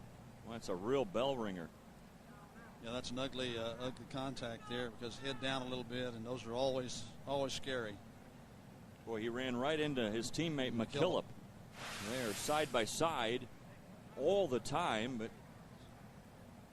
now Gunn running into McKillop. And certainly Dave Wannstedt and this Pitt team concerned as Adam Gunn lays down on the field. We'll hope for the best, and we'll be back in a moment. We have some good news to report from Pittsburgh. Yes. Adam Gunn walked off the field under his own power, now being looked at over on the sideline. He is replaced now by Nate Nix in the lineup. Nix, just a sophomore out of Jefferson Hills, Pennsylvania. So the good news, though, Gunn walking off under his own power. Sheehan leaps over the pile in the middle on this first down play and gets it down to the 40-yard line. Excuse me, that's Turner again. It's hard to tell who's who at quarterback. They've used 3 different guys back there at quarterback, and you never know which one it's going to be. That's a problem Phil Bennett and his defense has also, because they can do different things. Some guys can run better, some can pass better. And you have some of these guys like Barnes can throw and run. You know, Coach told us yesterday that one of his main concerns is alignment. I need to make sure on my alignment to see who's back there at quarterback. And right now it is Turner again. And again, Turner trying to run straight ahead. And this outlines what you were just saying, Coach, that they need to establish more of a running game here in the second half. They have. It's not necessarily with a running back. It's that whoever they play at that running back becomes the quarterback. He's the run. They run an unbalanced formation. They've got 5 wide receivers. They've got 4 to the field, 1 to the boundary, and a single back being the quarterback, as you can see in this formation. Well, faced a 3rd and short here. And again, it is Turner at quarterback. He's going to run to the right side, slips a tackle, and has the first down. Well, he was able to slip out of the grasp of a would-be tackler. It looks like DeSico just couldn't quite hang on, and Turner gets the first down. Really great leverage, great speed by DeSico, but just did not make the tackle. And that's one thing that Phil Bennett emphasized, that they're going to tackle every day, and I know that they do. He'll be disappointed. That'll be a missed tackle that DeSico will hate to see on the film session tomorrow. So a first down here. They get the ball inside the 30. Sheehan back in at quarterback. He lofts up a pass that was wobbling. He might have been hit a little bit as he threw, and that's incomplete. Again, good pressure by the Pitt defensive front, because he was pressured. I don't know, the ball might have been tipped or might have just grazed his arm, but again, not a sack, but would be called a hurry. They'll show that as a hurry in the film session. 2nd and 10. It's been an impressive drive for Bowling Green to start the second half. Yeah, this is their 11th play of this drive.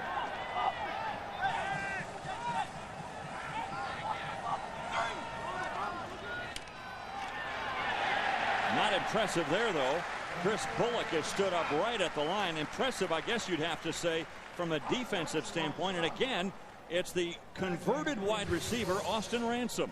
Well, again, really nice play by Ransom. It had a little bit better cut if he'd gone the other direction. It's easy to see from up here, sometimes not quite as easy down on the field, but really nice play by Ransom. Ransom was working in the spring as a safety. Then he moved back to wide receiver in the fall. Just a week ago, they made him a linebacker. You don't see that very often. And he started today at linebacker. 3rd and long, and movement. Another penalty against the Falcons. False start on the offense. 5-yard penalty. 3rd down. Now they're shoving themselves out of field goal range. Well, they really are. This is nice for Pittsburgh. They've got to really contain this field position and really maybe hold them to a punt here, because you're right. They're backing themselves up out of field goal range. Vervillo, a 49-yarder last year. So he's got good range, but now he's past 50. Yeah, 52-yarder from here. Sheehan is safe.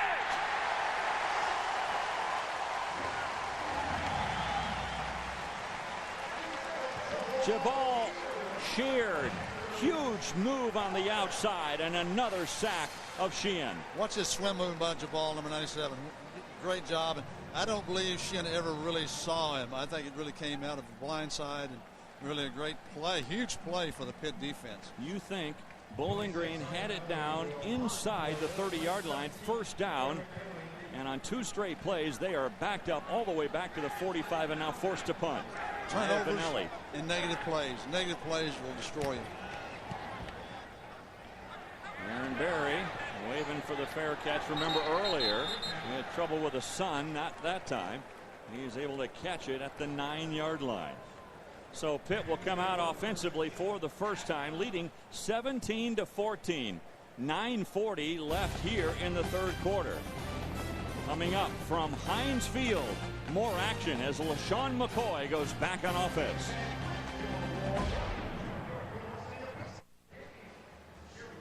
Welcome back to Pittsburgh, where Coach Coker's ride has arrived. Not the boat, Coach, the bike on the boat. Pittsburgh leading 17-14. LaShawn McCoy and Frank Gore. What's the comparison that you see? Well, Frank Gore, great running back we had in Miami, now the 49ers. Vision, I think, is a big thing that I see with Frank Gore. Very strong in the lower body, very powerful. He'll make cut and run through arm tackles. You see both these players able to do that.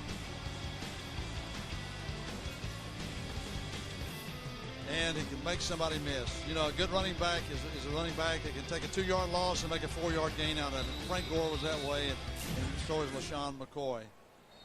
So now McCoy, I'm sure, starting this drive with a purpose, because the last drive that he touched the ball, he fumbled the ball. So now he's got to have a short-term memory, but also now kick it into another gear. Exactly right. He's got to have some amnesia, forget about it, and press on.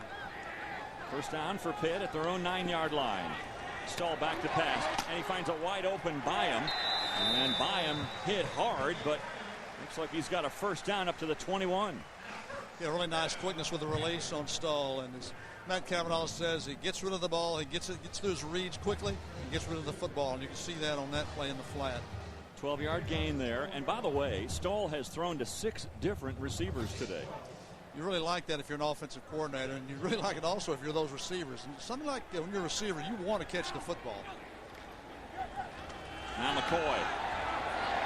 There's that elusiveness you were talking about as he gets it up to the 28-yard line, as we get you into the studio for another update with Lowell Galindo.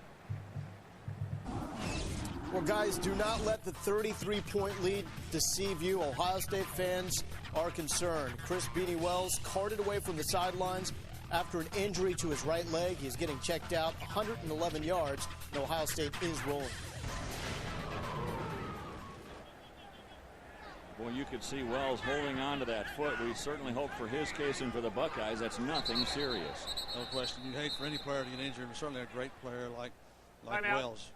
Bowling Green. First time out of the half. And Bowling Green wasn't set up. They weren't aligned defensively and forced to take a timeout here. It's their first time out of the half. And they're going to take a short timeout here. They just weren't aligned right, so it's 17-14 Pitt. Hey, Saturday primetime college football continues on ESPNU HD as the Boston College Eagles take on the Kent State Golden Flashes. ESPNU college football presented by Citi at 7:30 Eastern tonight. For more information, always log on to ESPNU.com. Kent State goes into that game with one of the top running backs in Eugene Jarvis, a man who rushed for 1,669 yards in his career. And Boston College will have a new look this year. Definitely a new look. They've lost a great quarterback in Matt Ryan. Second down 3 for the See what Boston College is able to do. 2nd and 3 here for Pitt. little trickery in the backfield, but Bowling Green stood their ground. They weren't fooled at all, and McCoy is stopped for no gain. One thing about the running game, you can't allow penetration. And that time, Bowling Green did a great job penetrating in the backfield. And once you get LaShawn McCoy before he gets started, that's an advantage for your defense. Now they bring in the fullback, Conridge Collins, facing a 3rd and a long 2 yards. We'll call it 3rd and 3. They need to get the ball up to the 31, just past the 31-yard line for the first down. Kinder comes in motion. They're going to throw. And they throw out to the flat to Collins, and he can't hang on. Is that a catch and a fumble? Wannstedt is saying that was never a catch, and now the officials are going to confer. I don't think it was a catch. I think it was an incompletion. I don't think he ever caught the football, never controlled it. The ruling on the field is an incomplete pass. I think that's right. That's a good call. That was an incomplete pass. And again, every play is reviewable, and every play is reviewed, and I think this one will stand. It's hard to see when he tucked it there whether he actually ever had control. This will be a better look. I don't think he ever had control. No, never had control of the football. And I think the thing you saw with Bill Stull there, he really didn't set his feet. He was kind of sliding against pressure and a little off balance, and really didn't get a good throw in the flat to Conridge Collins. So forced to punt again. Here's Brightus. Short kick. And coming up to get it, Partridge. So pretty good field position here for Bowling Green as they'll start at their own 42-yard line on 8-yard return. From the home of Hannes Wagner and Roberto Clemente, the Pirates playing the Brewers tonight if you can get to Pittsburgh.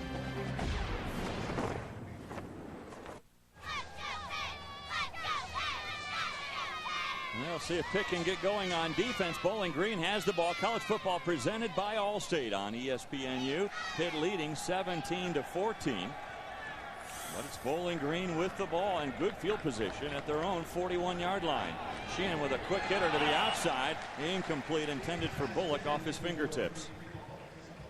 For everything that you need to know about college sports, there is one great source, the best source. It's ESPNU.com. Anything you want to know about college sports, it's there. Larry Coker has that bookmarked on his laptop. He goes there for everything, including almost recipes. I mean, they have everything. What you can cook for dinner? No, not that. But they have anything else about college sports. ESPNU.com, great source. Good coverage on the outside by Berry as Parks makes the ball. No extra yards after the catch. He is stopped right at the 47-yard line. It's going to bring up a 3rd and 4. That's an excellent tackle by Berry, and that's what Phil Bennett would like to see, that type tackling. And really good pursuit chasing the football. And it looked like Berry came up lame a little bit. The trainers come out on the field. That's not a good sign, especially against a spread offense with 4 and 5 wide receivers. Berry shaking off the trainers. He didn't even want to look in their direction.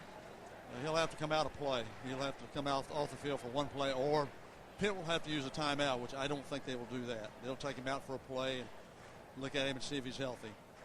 You know, if he comes back in, you might want to see Bowling Green test him and send somebody down the field. Let's see if he's healthy. Well, he's very upset as he comes off the field. I think he's upset that they sent the trainers out there more than anything else. Well, you know, you're a player. You don't want to leave the field. That's part of being a football player. You don't want to leave the field. And, again, this Pittsburgh defense has a lot of pride. They're very competitive and very tough kids. Mm-hmm. And they like to stay out and play. When you talk about 50% ratio on 3rd down, that's right where Bowling Green is today, 5 for 10. You'll be one of the tops in the nation if you do that throughout the year.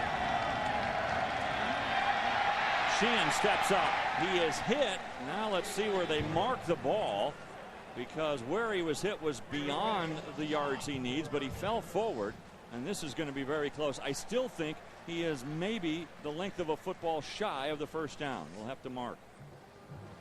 I believe he is short. They're going to bring the chains out to take a look. Now, we're just eyeballing it from up here, but I believe it's just a little bit short. I think it's short also. And, Dave, you make the call. 4th down, you're an underdog. You're on the road. Go. Midfield. Go. Oh, okay. I'm going. What would you do? I'm going to wait and see. You're the offensive coordinator. I'm I'm going to wait and see. Don't ask me those tough questions. All right. See, I told you it's a little bit short about the length of the football. I think they'll probably punt. Really? Well, because they're playing pretty well right now. They've kind of balanced the game up a little bit. I think they're going for it. They are going to go for it. All right, so this is a little gamble as far as you're concerned. Yeah, well, no, it's and you made the call, so we're going to check you out here. Oh boy, my job is on the line here as offensive coordinator. Exactly right. All right, let's see if I made the right call.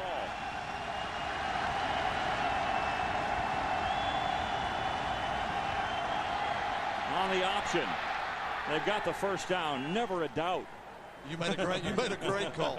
Again, that is a good call because you're on the road, you're an underdog, you're behind. Good execution. Oh, so now you're with me. I'm with you now because it worked. I wasn't a coordinator now. I'm a head coach now. See, it worked. Now you know what fans have done to you as a coach your whole life. Yeah, I mean, that's exactly right. They should have. They should have. So a first down here. Gutsy call by Bowling Green.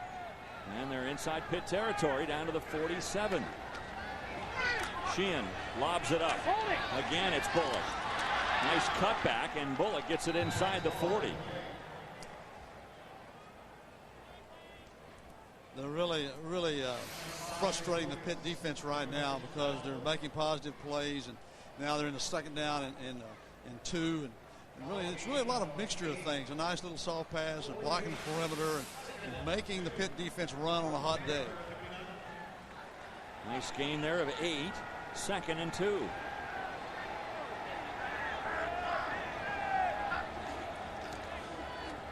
Sheehan again looks right, comes back left. That's the touchdown play to Scheidler. This time it goes for big yards inside the 20 down to the 16. Just a little misdirection delay. Again, they're really trying to take the aggressiveness of the Pitt defense away. They're doing a good job of that. I think what we talked about early in the first half, the Bowling Green defense needed some rest. I think the Pitt defense needs some rest now. When the Pitt offense comes back out, they need to do a good job. Scheidler looks like he got banged up a little bit. He has to come over to the sideline. A gain of 22 on that play.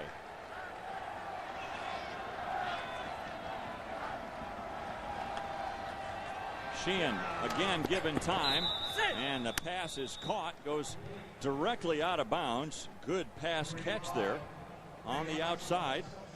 That pass is caught by Wright. You can see now these mismatches are working in Bowling Green's favor. The key thing you said, Dave, was he had time. He did have time. He made a nice throw and a really good execution out of bounds. And now it's look at the down and distance. Very makeable now. Very makeable situation. Gain of 4, 2nd and 6. 5 receivers are split out for the Falcons on this spread. Sheehan, quick hitter across the middle. He gets it to Bullock, who is leaning forward, stretching for that first down. I think he's got it. A problem you have on defense is that you've got to have somebody at your linebacking core that can bump out and cover a little receiver. You know, I can call it a hybrid type guy, a guy that's kind of a defensive back and also kind of a linebacker. That player is kind of hard to find sometimes. Well, they're going to measure again and bring out the chains and see. Now, our angle on this isn't nearly as good as it was at the 50, so I'm not even going to hazard a guess here. You know what? I will hazard a guess. I'll say he made it. Whoa. That's why I shouldn't have hazarded a guess. So he's a few inches shy of the mark, so it's 3rd and literally inches. Look at the drive for Bowling Green. 52 yards and 8 plays. 1 4th down play right at midfield. They kept the drive going. Facing a 3rd and inches here. And now they're going to bring in Turner. He'll line up at the quarterback position. And he's done this before for the most part. He's run. He can throw it though. Going to try to run it here, and he runs into the end zone for the touchdown. And for the first time today, the Falcons have the lead. What a great drive by Bowling Green. A great job at halftime making adjustments and getting their team involved and back in the game, and it's really just a super job by the Bowling Green coaching staff, and good execution on this drive in this third quarter by the Bowling Green offense. They have co-offensive coordinators Matt Campbell and Troy Rothenbuehler. One calls the run game, one calls the pass game. Well, they have met somewhere and come up with a game plan since that awful first quarter where they had only 6 yards. Now a blocked extra point. So that is no good from Vervillo, but it still has Bowling Green in front. But those two offensive coordinators have really righted the ship here. The touchdown run here for Turner. Nice block on the pull by the left guard, and a good finish by Turner. But instead of a 4-point lead, the lead only a field goal. As we get you back to Lowell Galindo with an update.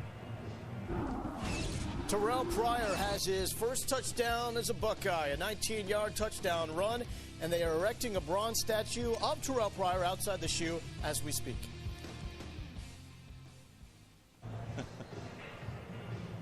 It's funny stuff as Ohio State leading 40-0 now. Looking impressive. Yeah, they're going to be a very impressive football team. Hopefully Chris Wells is not injured severely. You look at Bowling Green and what they have done against non-BCS teams, and Bowling Green with 9 wins over BCS teams. 9 wins. They've done an outstanding job, including one last year where they won at Minnesota in overtime. Well, what you don't realize is they're a good football team. They're picked to win the eastern half of the MAC conference, a very, very good conference. And I don't want to overstate it, but they're a good team. You're going to have to play well to beat them. And again, advantage to Pitt right now, but it's a tough challenge. And in fact, today on ESPN College Game Day, Kirk Herbstreit picked Bowling Green to win this game. Well, that's exactly right. I don't know what he saw. I don't know what he saw. Maybe an Ohio guy, I think. Whatever it was, he's right so far, but Pittsburgh gets the ball now, and still all kinds of time. This ball is driven all the way back to the goal line, right from his own goal line, across the 20, a 23-yard return. Don't forget, coming up after our game, SportsCenter U, and then after that on ESPNU HD, it's the Delaware Blue Hens taking on the Terrapins of Maryland. ESPNU College Football presented by Allstate at 3:45 Eastern. For more information, log on to ESPNU.com. With Larry Coker, former head coach of the Miami Hurricane, the national champion Hurricane. I'm Dave Armstrong, as Pitt now behind for the first time.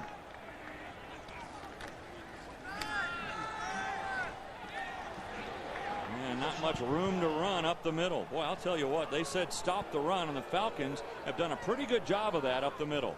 They've adjusted to Pitt bouncing the ball outside and going down the boundary. They've contained it much better, chasing the ball well.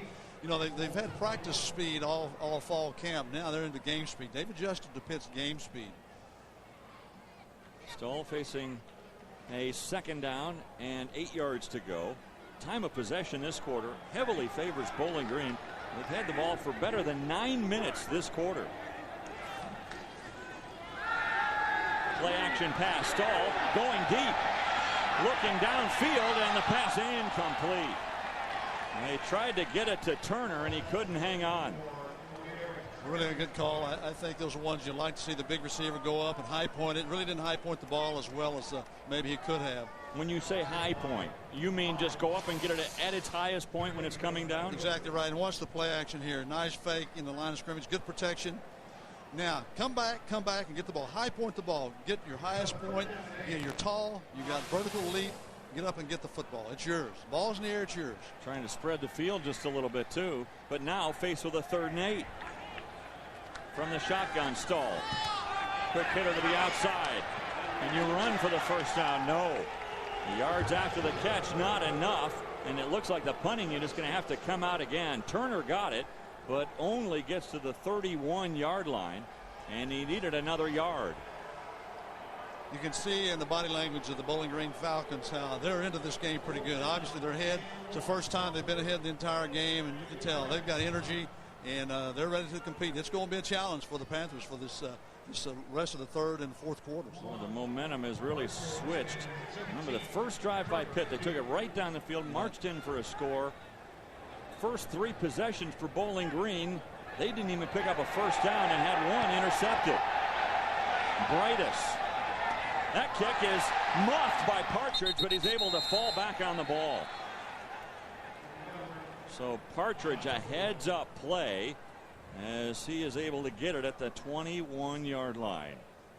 We're at Heinz Field in Pittsburgh, Pennsylvania. College football presented by Allstate on ESPNU. With Larry Coker, I'm Dave Armstrong, watching 25th-ranked Pittsburgh take on Bowling Green from the MAC. And right now, it's Bowling Green riding the ship here on the shores of the Allegheny. They have righted the ship. They really have. And you look at the first quarter and you think this would be a blowout football game. Bowling Green, they stayed with it, stayed the course.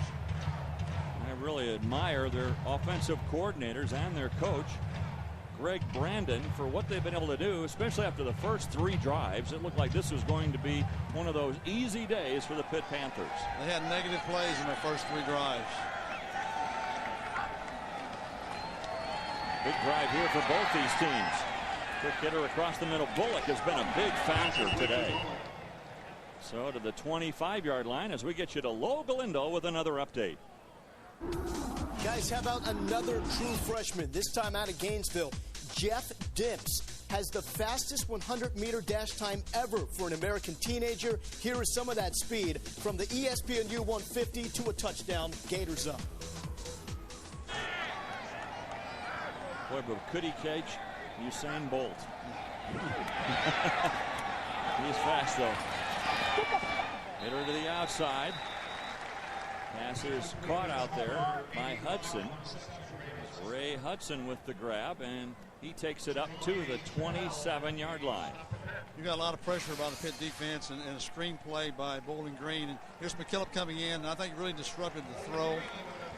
And good pursuit by the Pitt defense and good tackling to keep them short of the first down. The crowd gets into it here on 3rd and 3.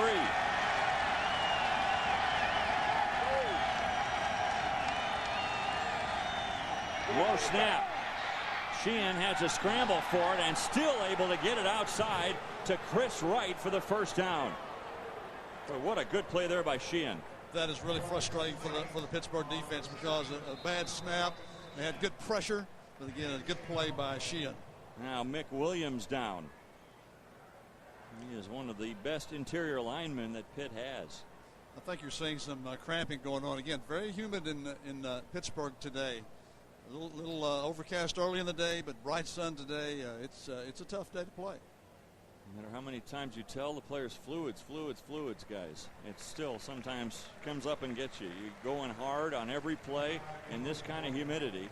You lose a lot of fluids. We used to make our players on Friday nights before they go to bed drink like 2 Gatorades before they could leave the meeting room and go to bed. Because you say drink fluids, and maybe they will, maybe they won't. You got to stand over them and make sure that they're hydrated. Well, accountability even to the Gatorade. Exactly. So that's a first down here for Bowling Green up to the 29-yard line. Or excuse me, the 34-yard line. Sheehan out to the flat. That pass is caught by Turner. We've seen all over the field. And Turner is hit out of bounds at the 36-yard line. You can see now the ball is really getting out of Sheehan's hand quickly, and he's throwing the ball very accurately to the receivers, allowing them to make a catch, turn upfield, and run. Not a big game, 2-3 yard gains, but that's positive. Yeah, we were talking earlier about how it looked like Bowling Green was totally out of rhythm. They're in rhythm now. They're in rhythm. They're dancing with the stars right now. 2nd and 8. And knocked away. Good play defensively by McKillop. Outstanding play. Good break on the ball.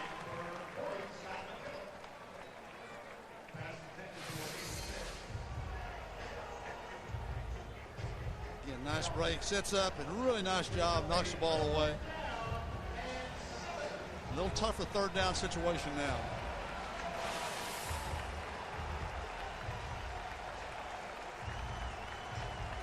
Play clock down to 12.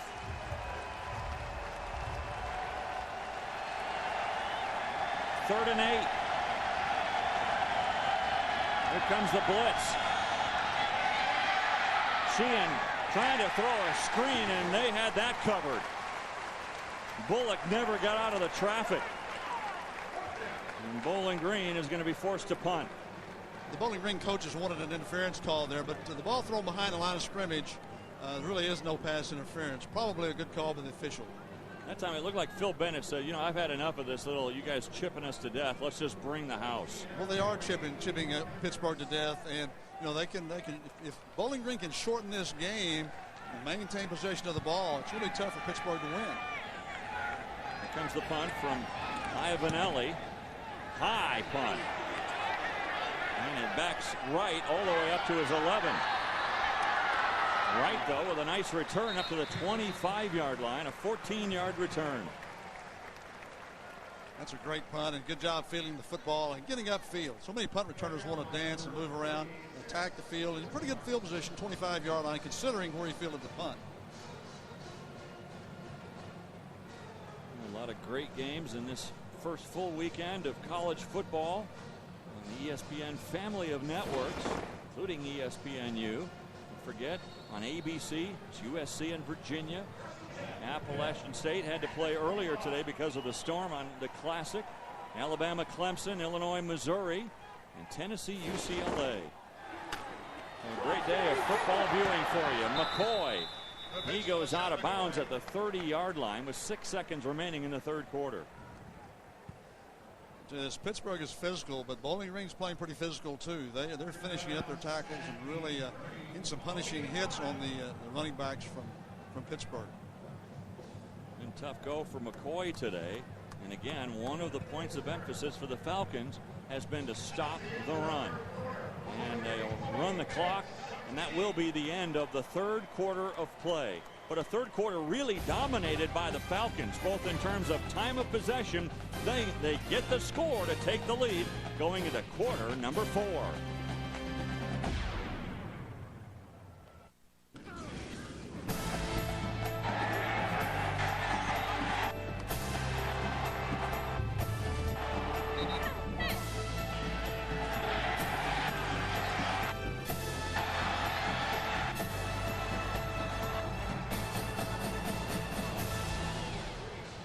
That touchdown by Anthony Turner has given Bowling Green the surprising lead over 25th ranked Pittsburgh as we head to the fourth quarter of play. College football presented by Allstate on ESPNU. It's the Falcons stunning the Panthers 20-17. It's Pitt with the ball, and they're faced with a second down, 2nd and 5. Sean McCoy, by the way, today has been held to 63 yards on 20 carries. To the outside, the catch is made and inbounds. What a fine catch out there by Cedric McGee. He's got good hands. He's got really soft hands, really nice job using his body, really stretching out, knowing where the boundary is. In college football, you only need to have one foot in ground. I believe that would have been a catch in professional football. I think now it's prove it time for the Panthers. We talk about prove it. Yep. It's prove it time. It's fourth quarter. Prove it. One of the mantras that Dave Wannstedt came up with. He was tired of everybody talking about the West Virginia game and the big win they had at the end of last year. He said, you know what? That doesn't do anything for us this year. It's time to prove it. Again, the quick hitter. That's one to Nate Byam. And Byam able to get up to the 46-yard line. When you look at the yards by quarters, you can see a momentum shift in this game. Look, just 6 yards for Bowling Green in that first quarter. Then 137 in the second quarter. They've continued that dominance in the third quarter. Just 34 yards for Pitt in the third quarter. Well, and now the yardage are almost even. Well, they've controlled the football and were able to make first downs. They haven't gotten really any big plays. I'm talking about Bowling Green, but they've got some first down plays. They've moved the chains. Again, McCoy, I take it back, 55 yards today. He's had 8 yards in loss today. And again, a quick hitter. This one to Turner. Looking for some extra yards after the catch. He's got the first down. Wrestled down at the 43-yard line. A good job by Turner protecting the football. A lot of traffic there. Nice little powerful run after catch to make a couple of additional yards. But the main thing, ball possession, keep the drive alive, keep it moving. 11-yard gain there. And Wannstedt nervously pacing those sidelines today, and you see him limping a little bit. He suffered an Achilles injury last year that continues on into this season. Those are very severe injuries. Takes a long time to heal. Especially the older you get. No question. On this first down play, a floater out here to McGee. Look at him run hard after the catch. Then he fumbled the ball. I heard a whistle. I thought I heard a little bit of a toot. Picking up the ball is Lewis and going into the end zone. Did you hear a whistle, or was that just me? I thought I heard a whistle, and it's going to be interesting to see what the officials decide on this, because I'm almost positive I heard a whistle. 64 yards if it stands for Kenny Lewis.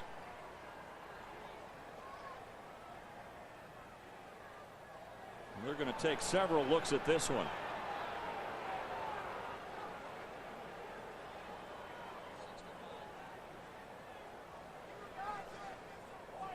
This is a huge call.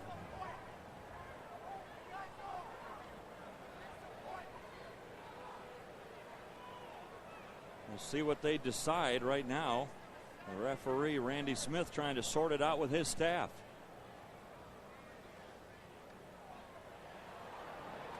They're pointing back to the spot where he went down. There was an inadvertent whistle on the play after Bowling Green recovered the ball. It'll be 1st and 10 Bowling Green at the spot of the beanbag. So I did hear a whistle. Let's look, and Coach will listen too for the whistle.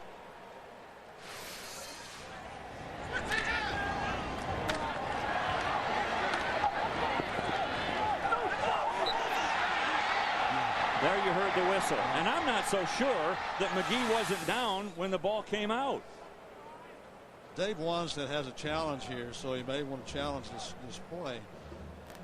The call on the field was that the ball came out before McGee hit the ground. Now, you definitely heard that little whistle, and then the official said there was an inadvertent whistle. So the call on the field is that this is a fumble by McGee, and then picked up and run into the end zone. But they'll mark it at the spot when the whistle happened. I think the mistake was made with the inadvertent whistle. I think it is a fumble. I don't think it is. I don't think he's down. Yeah, the ball is coming out. You're right. I think it's probably a good correction by the official. The inadvertent whistle cost Bowling Green a touchdown on the play. It did. And I think that's what Wanstead was first upset about. He heard that whistle. I heard the whistle as Kenny Lewis was running down the sideline. And right now, if you're Greg Brandon, you're really upset because the officials, in a sense, have cost you a touchdown. You're really upset, but there's nothing you can do about it. The rule's pretty plain and clear, and it's not going to be a touchdown. You can be upset, but hey, forget about it. You have the football. Now you've got it's the fourth quarter. You've got the lead. You've got a chance to put this game away. You mentioned a coach's challenge here, and you wonder. You can't. I mean, the challenge on the whistle, we definitely heard the whistle, so you don't think they're going to challenge that. But a coach gets one challenge per game. He retains the challenge if that first one is successful. The most challenges you can have in a game are two. That's a new rule this year. I don't think they'll challenge it. The only challenge I think would be there would be, well, Wanstead. Was his knee down? Well, yes, the Pittsburgh coach, Wanstead, was his knee down before he fumbled, and his knee was not down. Yeah, watch it here, and this is our best angle. Right here, you're going to watch as they turn him around. Ball's out. The ball's coming out there, and he is still not on the ground. Now he's down. Now the ball comes out. And then off to the races goes Kenny Lewis, and then a little tweet of a whistle.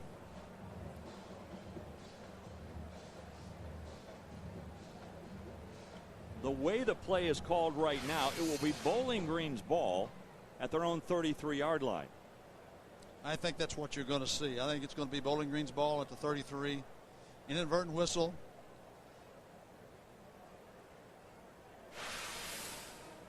McGee was fighting for that extra yard. Now here's Randy Smith. After review, the ruling on the field is confirmed.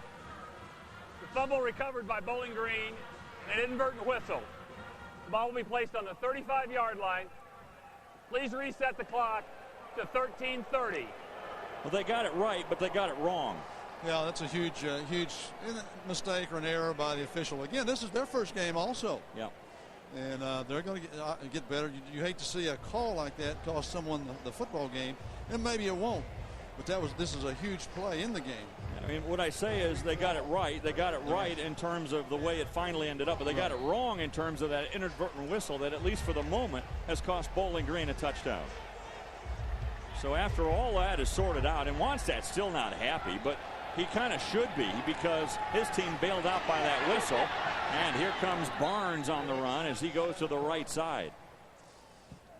Yeah, I think Pittsburgh was a little fortunate there, because they still have an opportunity to play defense and shut Bowling Green down and get the football back. But again, Pitt was starting to move the ball offensively, Coach. And then yet another turnover. That's 2 turnovers in this game now. Something that really cost them a lot last year, and it's rearing its ugly head again here this year. Yes. Here comes the blitz again. Sheehan's going to throw it up. Partridge not near the ball, and good coverage out there by DeSico as we get you back to Lowell Galindo with another update from the studio. Well, guys, we got a ball game in Charlotte. 2:30 left to play, and East Carolina within 2 because Patrick Pinckney 3-yard touchdown run. Remember, Virginia Tech blocked an extra point, returned it for the 2-point conversion. That is the difference. Well, how about that? That would be a shocker across the nation. Virginia Tech trying to hang on against Eastern Carolina. East Carolina's a good program. Skip Holtz has done a great job there. Low snap. Here comes pressure. Well, Sheehan was drilled as he threw the ball. Absolutely drilled, and that caused the ball to go a little bit off target. Well, that's great pressure, and no doubt about it. It did cause it to go off target. And really, Pittsburgh is really starting to be aggressive again, and I think that's what that the defensive coordinators and the coaches want to see the Pitt defense do. Yeah, instead of being back on their heels, they're kind of taking it to Bowling Green right now. Yes, and that's what was good for them in the first quarter. That's what they need to do in the fourth quarter. So are we getting another momentum shift here? That's if Pitt can hang on to the ball. This one off the side of the foot. And it goes out of bounds as Wright came over to take a peek. Or Aaron Berry, I should say. It will be Pitt's ball. They'll get it back at their own 24 when we return.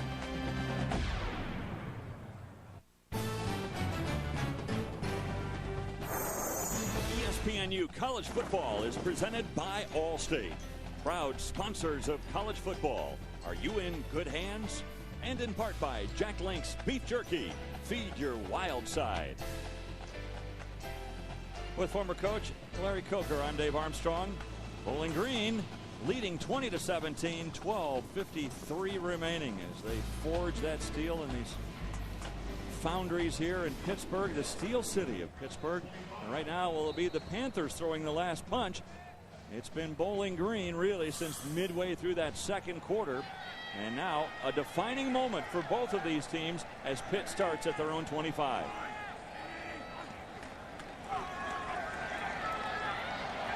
Pitch back, and again it's Stevens Howling as he's able to get it along the right side. A gain of 3 up to the 28. When you look at Pitt, they have dominated the MAC conference 25-2 all time, and they've never lost a season opener against the MAC.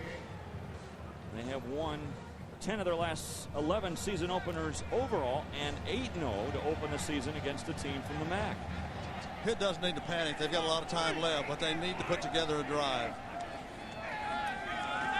Play action again, and the ball is knocked away from Stahl. They're not ruling that a forward pass. Instead, it's another fumble, the third turnover for the Panthers. Magnone was the one to get in there and create the havoc. The Bowling Green defense is just creating some huge plays in the second half. And again, the call on the field, his arm was not coming forward. And a big recovery here for Magnone. So Bowling Green trying to take advantage of the third turnover of the day. You can see the right side of the pit line gets speed, really blindsided Stahl, and he really had no chance there.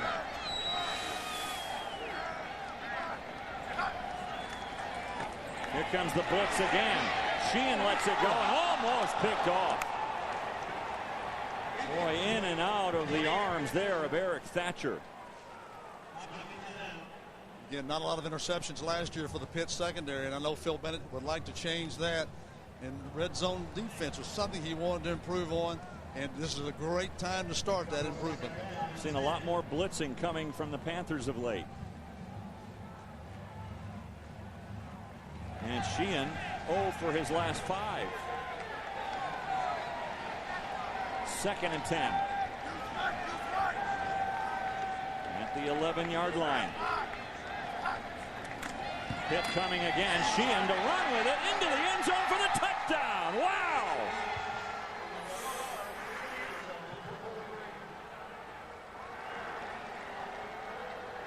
The Panthers left the middle bare, and Sheehan ran right through the gut for the touchdown. Sheehan's not a great runner. Normally they've substituted him for the quarterback position, but you can see the right side of the line. Nice pull, nice kick out block. Pittsburgh had the blitz call. Great call by the Bowling Green offense. And great execution. Well, we had an earlier shot of PNC Park, and it reminds you of baseball and Yogi Berra, and is it deja vu all over again for Pitt? Remember, turnovers so costly to them a year ago. Turnovers costly again here today. 3 of them, 2 of them resulting in Bowling Green scores.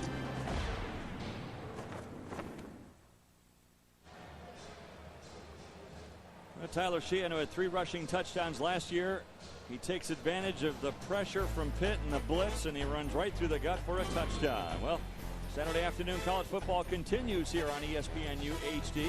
It's the Delaware Blue Hens taking on the Maryland Terrapins. ESPNU college football presented by Allstate at 3:45 Eastern. So now Pitt really backed up against the wall here. And we come back to that 2-word mantra from Dave Wanstead: prove it. Right now they're not proving it because they're turning the ball over. Well, they're not proving it, and now the whole dynamics has changed. Now it's a 4th quarter, 12 minutes to go in the game, and now it's a 2-score game. It's not a 1-score game. So this is, again, it is time to prove it.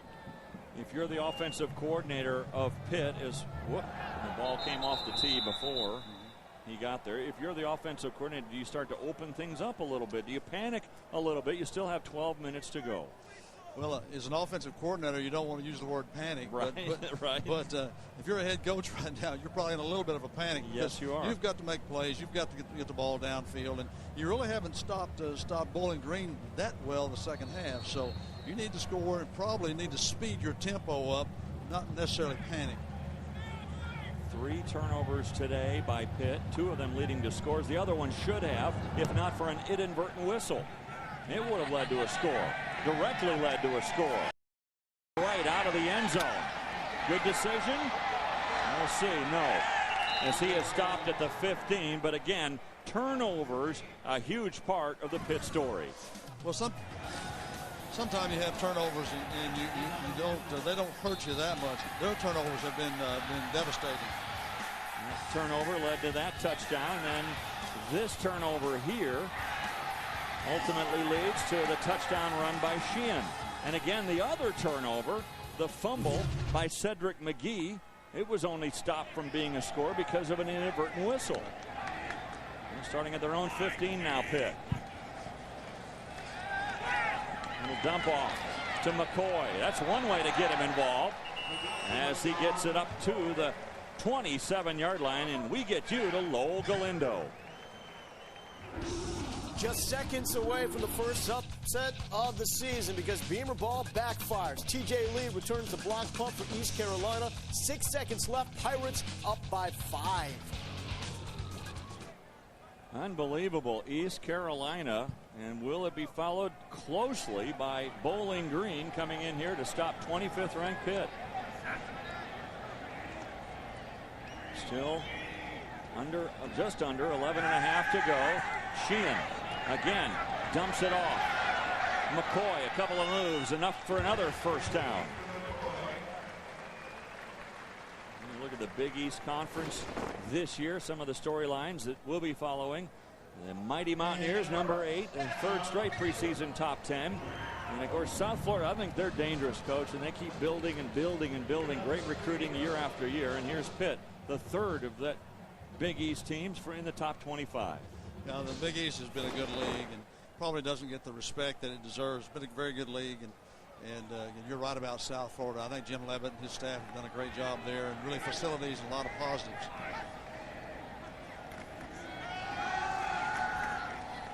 McCoy again stood up at the line, a short gain of only 2. The yards have been tough to get for McCoy today. They've been tough to get, and you talk about the upsets. People talk about the 85 scholarship limit really leveled the playing field. I think part of that's true, but that's been in place for a long time. I think the thing that's leveled the playing field has been the spread offenses. They've really spread the field and allowed the personnel to mismatch.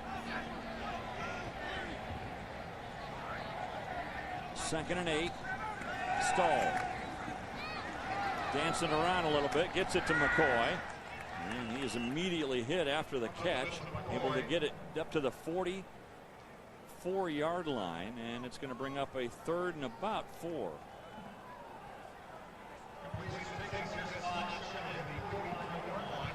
You're almost into 2-down territory. Yeah, this is a crucial drive here.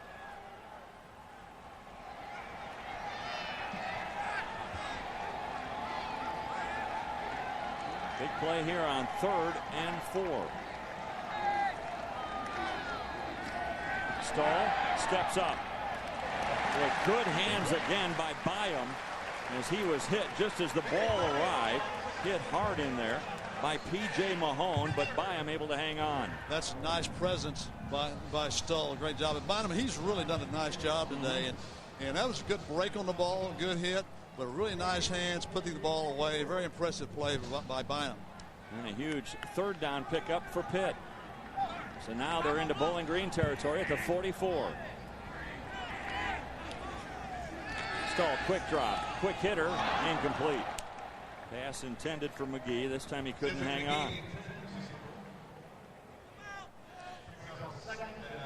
They've had a couple of drops, Pitt has, but they've caught the ball pretty well all in all. You're at the position in the ball game now. Again, you've got to prove it. You've got to make those plays. Somebody's got to come up and make some plays to win the football game.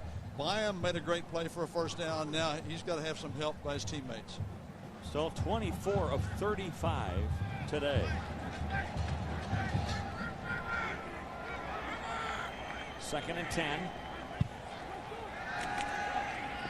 Stahl to the outside, almost picked. Boy, breaking hard on the ball, Antonio Smith.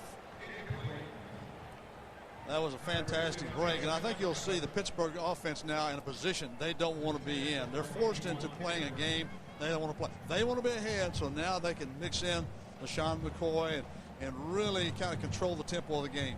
Bowling Green now is in control. They have the tempo of the football game.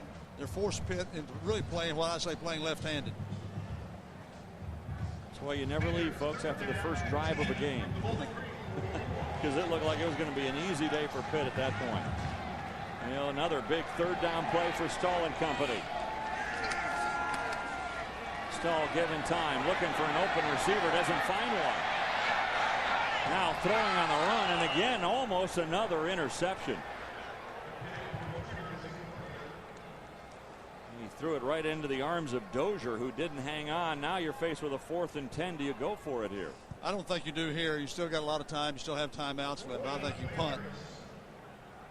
You still have nearly 9 minutes left in the football game. You don't make it here, it's going to be tough. I don't see the punting unit coming out. It looks like Dave Wannstedt, Matt Cavanaugh. They're going to roll the dice right here on a 4th down play.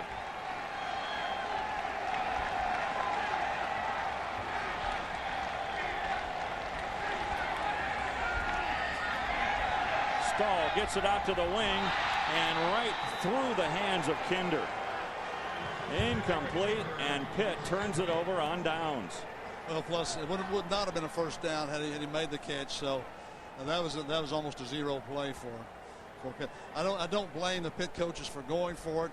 Again, the momentum has gone a little bit to the Bowling Green offense. They've done a good job and control the ball. You really don't want to get it back to them, but that it just didn't work this time. Now, if you're Bowling Green, you want to try to eat up as much clock. Can you do that from the spread? I think you can, because I think you can move around. You can play the different quarterbacks, the running quarterbacks, and kind of hammer it up a little bit, make Pitt use their timeouts. It's a two-score game. That's what they're doing, bringing the running quarterbacks into play. It's Freddie Barnes behind center. They snap to Barnes. A little delay. He runs and gains a couple of yards before he's hit by McKillop. What you'd like to see is a 3-and-out if you're Pittsburgh, because, again, if you're Bowling Green, you might be thinking, you know what, this is probably not going to make us a first down. We need to make some first downs. Remember that 40-second play clock now coming into play, because it forces the offense to kind of move a little bit quicker than maybe they want to, because right now if you're Bowling Green, you want to try to take the air out of the ball. Exactly. And again, it's Barnes behind center. Barnes on the delay, this time hit behind the line and shoved way back. I think you see what I'm talking about. They're really not making this is the way they started the game, the same type of offense, and it's just not working for them. I understand why they're doing it. They want to milk the clock and use as much time, but they need to make some first downs. Brings up a third down play at the 45. They need to reach the 45 basically of Pitt. They're 7 of 15 on third down today. That's excellent.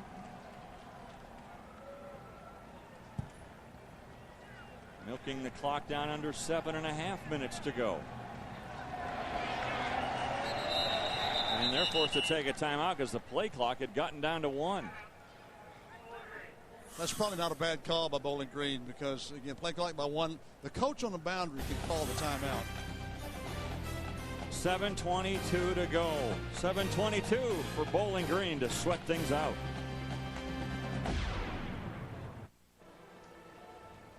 Bowling Green right now leading 27-17. This wouldn't be in the shocker category. After all, Bowling Green did win 8 games last year, and they're favored to win the MAC East.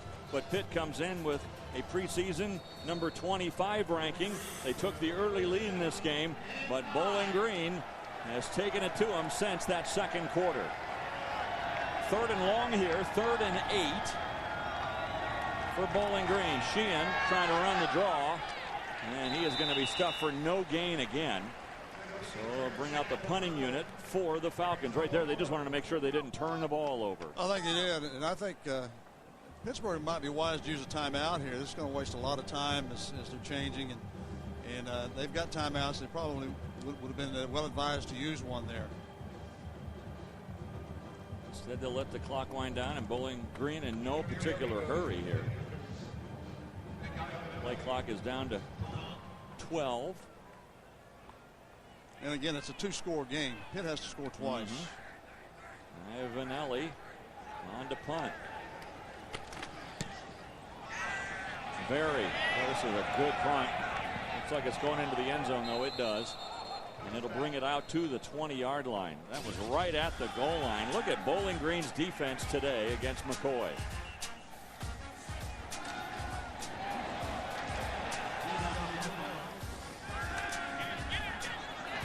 Well, McCoy has really been bottled up, and then this turnover, the whistle stopped it from being a touchdown. That turnover, though, ultimately they do get a touchdown. 3 turnovers today for Pitt, and Bowling Green has taken advantage of that.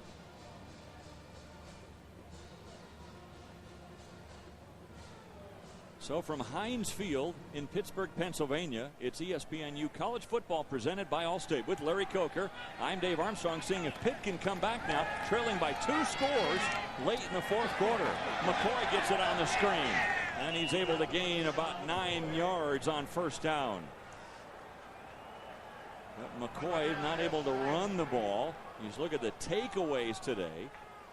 1 interception early by Pitt, but since then 3 turnovers by Pitt themselves. Bowling Green able to take advantage off of those turnovers. And now a flag blows this play dead. False start. 77 on the offense. 5-yard penalty. 2nd down. That's the left tackle, Jason Pinkston. You got to be poised here. Again, you can't panic. Be poised and just execute your offense. You're playing against yourself now. And Bowling Green, they're playing against the clock. Under 6 minutes to go. 2nd and 6. Stahl hit before he can unleash the ball. And again, the tackles are replaced. And now you're going to have some celebrating going on by Briggs, who comes in with the sack.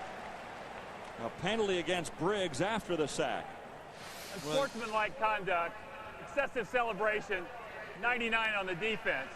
It's a 15-yard penalty. Well, that's a tough call, but I think it's a good call. The penalty will be a first down. That's a mental mistake, and you're Bowling Green. You're in a position to win a huge football game. That's the last thing you want to see. You appreciate Briggs, his effort. But again, you've got to be poised, and you've got to do things to help your team win. That did not help his team win.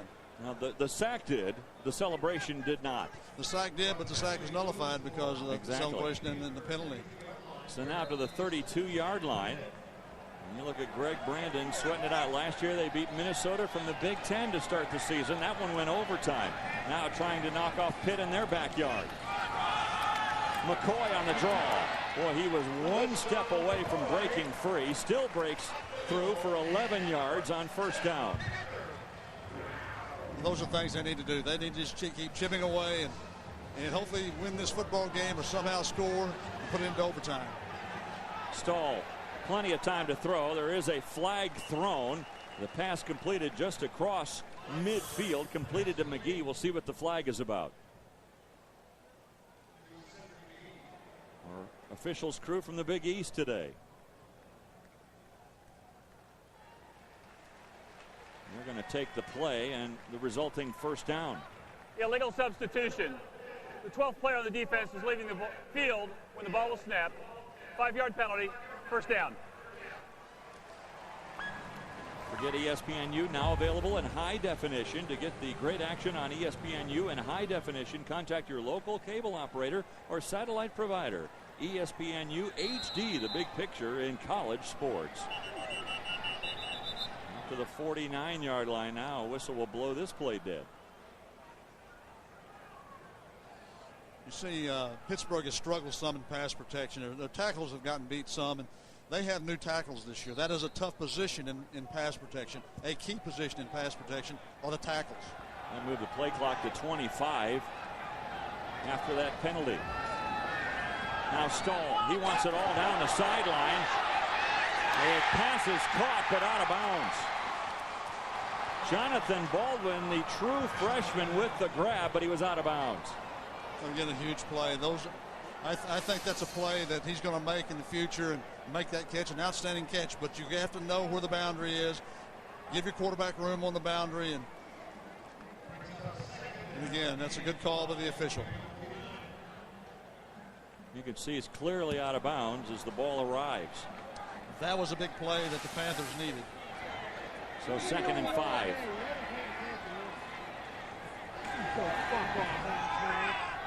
Across the middle, boy, throwing into traffic. Stahl trying to somehow get it into Dickerson, and incomplete. Probably a bad read there, a bad decision. Dickerson was covered. The out route was open. Probably could have come underneath to the out route.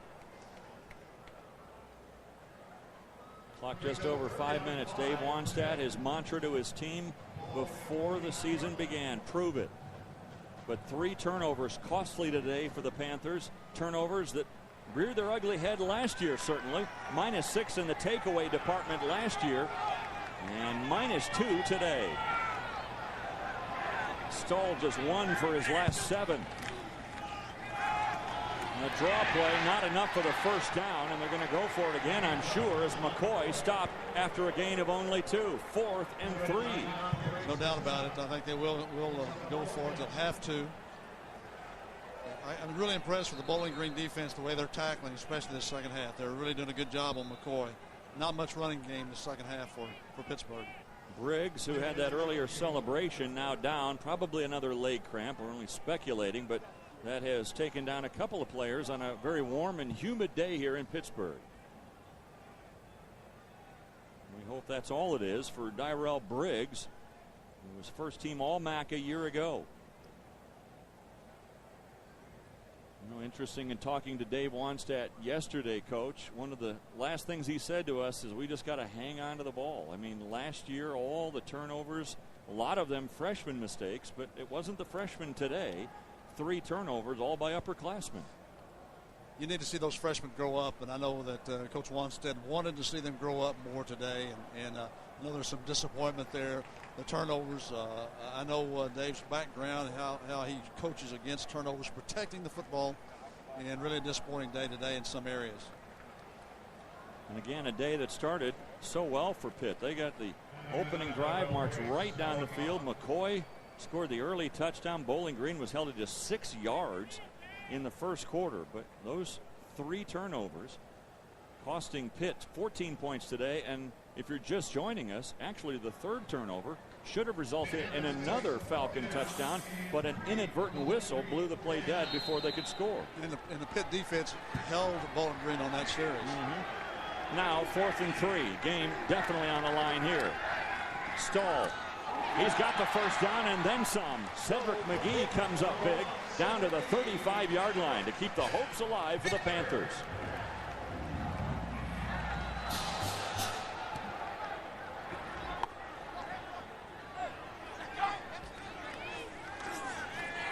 Stahl throws it up into the end zone.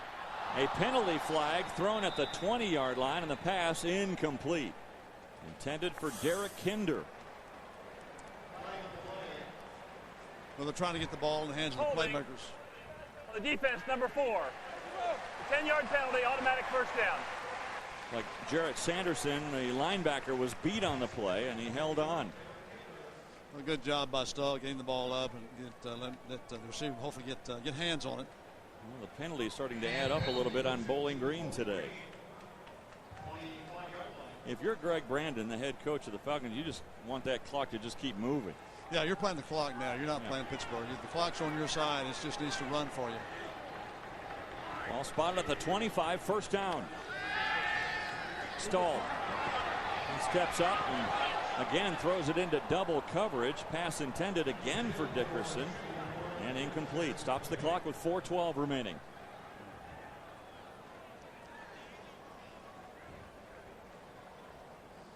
I think Greg Brandon may look back at the series before. He might have changed his attitude a little bit about 3 conservative plays there that netted really no yards, especially if Pittsburgh scores on this series with time left. 2nd and 10. Stahl. That's incomplete. An adjustment trying to be made by Nate Byam, who's really come up with some big plays from the tight end position today. But that one incomplete, and it's 3rd and 10. Pitt, they have dominated the MAC conference. 2-0 against Bowling Green. Those 2 games almost a decade ago. Only lost 2 games, and both of those on the road to MAC teams.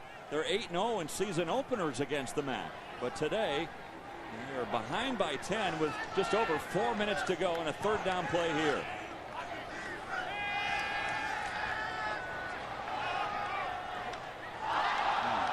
Incomplete. The out pattern to the outside to Aaron Smith, and he can't hang on.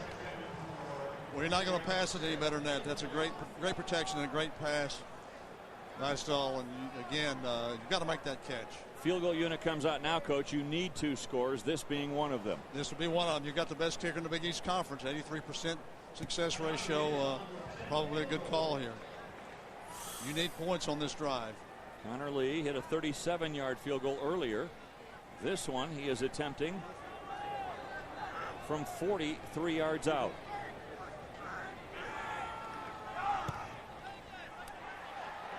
And it is no good.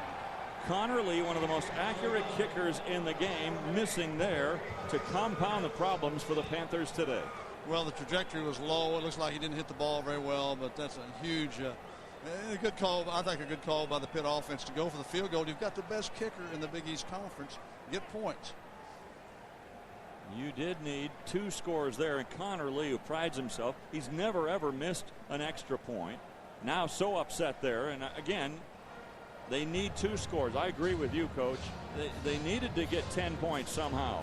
They were facing a 4th and long. Go for the field goal there, get the 3 points, and then come back for the touchdown later on. And the reason they were able to do that there is because Bowling Green had a extra point blocked earlier in this contest. But now Bowling Green, again, they go to their running quarterback, Freddie Barnes, who's really a wide receiver. But Barnes is trying to eat some time and hang on to the ball. There is a penalty flag thrown into the line of scrimmage. You might want to decline this penalty. You'd rather have the down than the penalty here, but be a holding call against Bowling Green. I agree with you there too. We have 2 flags on the play. Holding, 76 on the offense. Face mask, 86 on the defense. Penalties offset, first down. So they don't get the choice. No. I think here Bowling Green is what we call 4-minute offense. Again, the clock is on their side. They don't need to score points. They need to use time. And again, a first down is huge. Make Pitt use their timeouts. Win the football game the surest way. Well, you see all those fans filing out at Heinz Field now, Coach. Fans that really bought into the optimism that started last year with that upset win of West Virginia and carried all the way through the spring and the summer. And now this disappointing start for the Panthers here today. Well, it's not over yet, but certainly a disappointing day so far. It might have been too easy early, Dave. Yeah, maybe so. Maybe they got a little bit complacent with that early score. Turner stopped here, but again, right now, all Bowling Green wants to do is run the clock and hang on to the ball. Another flag on this play. No penalty on the play. We have timeout, Pitt. Their first timeout. So they'll take a timeout here and force a second and long. But you feel for coaches always, being a coach yourself, and Dave Wannstedt. He is one of these guys that was brought in here. This is his 4th year now. And a lot of folks said, oh, just the right choice, the former Pitt guy. He was an offensive lineman here back in the 70s. He was an assistant coach here when they won the national championship in 1976. All those years in the NFL, all those great years in college football. But it just hasn't happened. This is his 4th year now, and he has a sub-500 record. Well, I think nobody more disappointed than Dave Wannstedt, because he loves this program. He has a passion for this city. He has a passion for Pitt football. And I think he's certainly disappointed, but it's a long season. There's a lot of football left. Oh, yeah, absolutely. But again, he is going to say, I'm sure in his post-game conference, guys, same problem we had last year, hanging on to the ball. 3 turnovers today, very costly.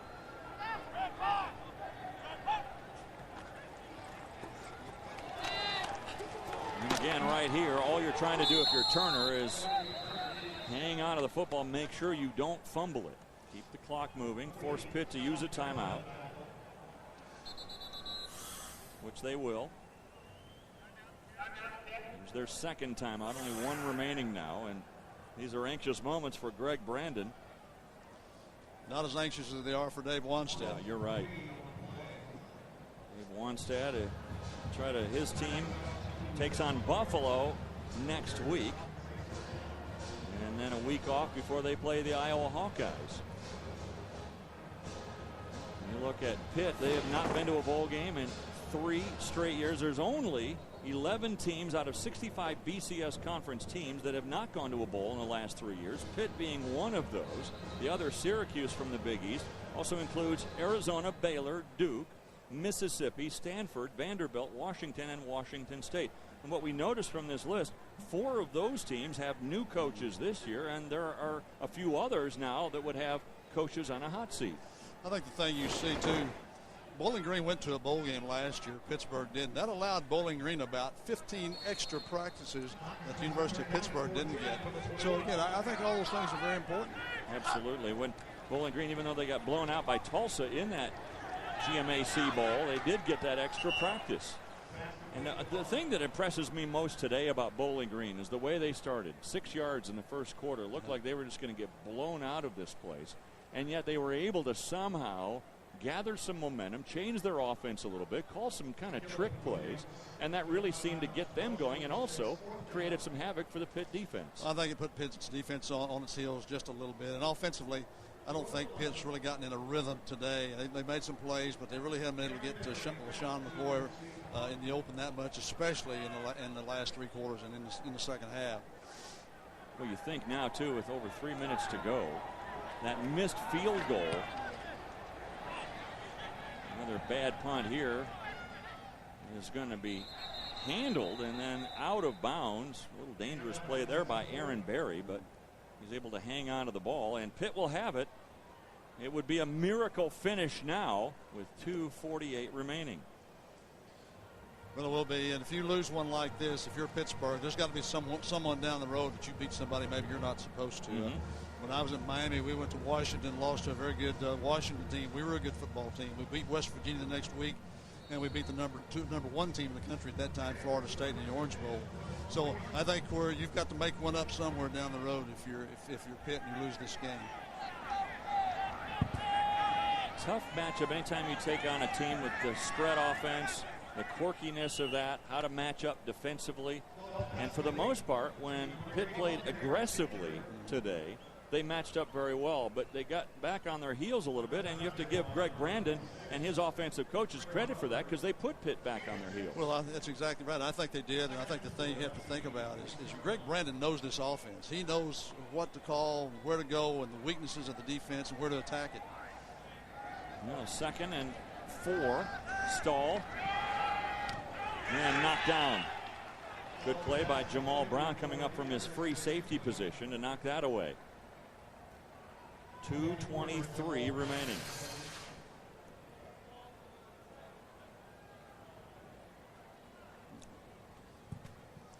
And again, you see Jamal Brown come up to make that play. He just kind of sat on the receiver and waited for the pass to arrive.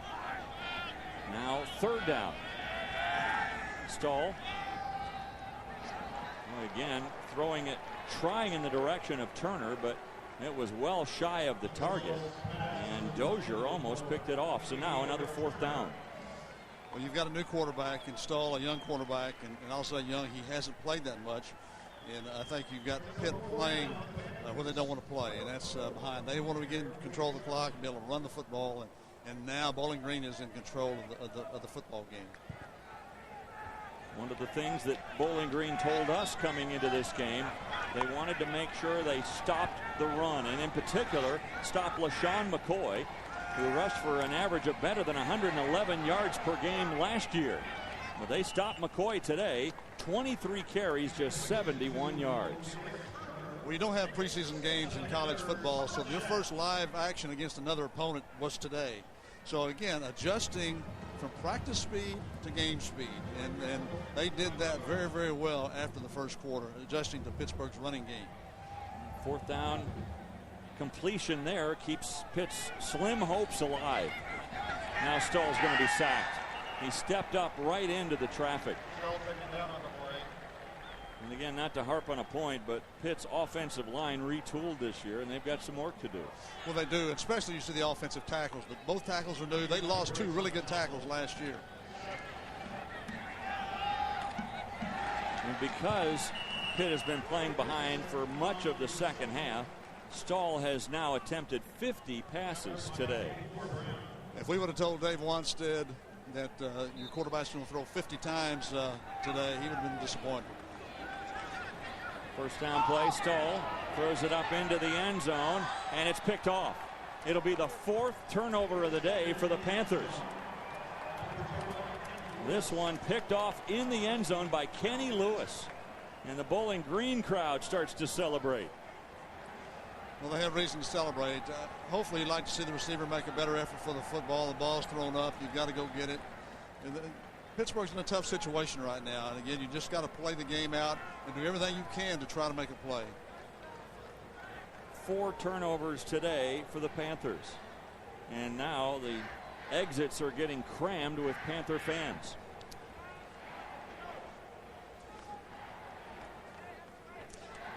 I consider this an upset, but I don't consider it shocking. Bowling Green is a good football team. They were good last year. They went to a bowl game. Got a lot of players coming back. Picked high in the MAC. They're a good football team. It's going to be a gut check time now for the Panthers. No doubt about it. I think that for them to have a good year, they've got to go to a bowl game, and they need to beat somebody maybe that they're not supposed to. You look at it, 2 now. Top 25 teams going down today. Earlier, Virginia Tech, and now Pitt, number 25 team. And a lot of people thought Well, it's sort of a misnomer because Pitt at 5-7 last year, they're the only top 25 team with a sub 500 record from a year ago. I saw the tape of, as you did, of some Pitt practice film, and I was very impressed with them. And I don't think their rating was out of sorts. I think they're going to be a good football team, and I think they have some work to do without question. But I think they'll be a good team as the year progresses. This is Anthony Turner down. Again, cramping has been a problem here in the fourth quarter for both teams. And again, we're hopeful that that's all it is, and the way they're stretching that leg out, it would appear that it would be a cramp.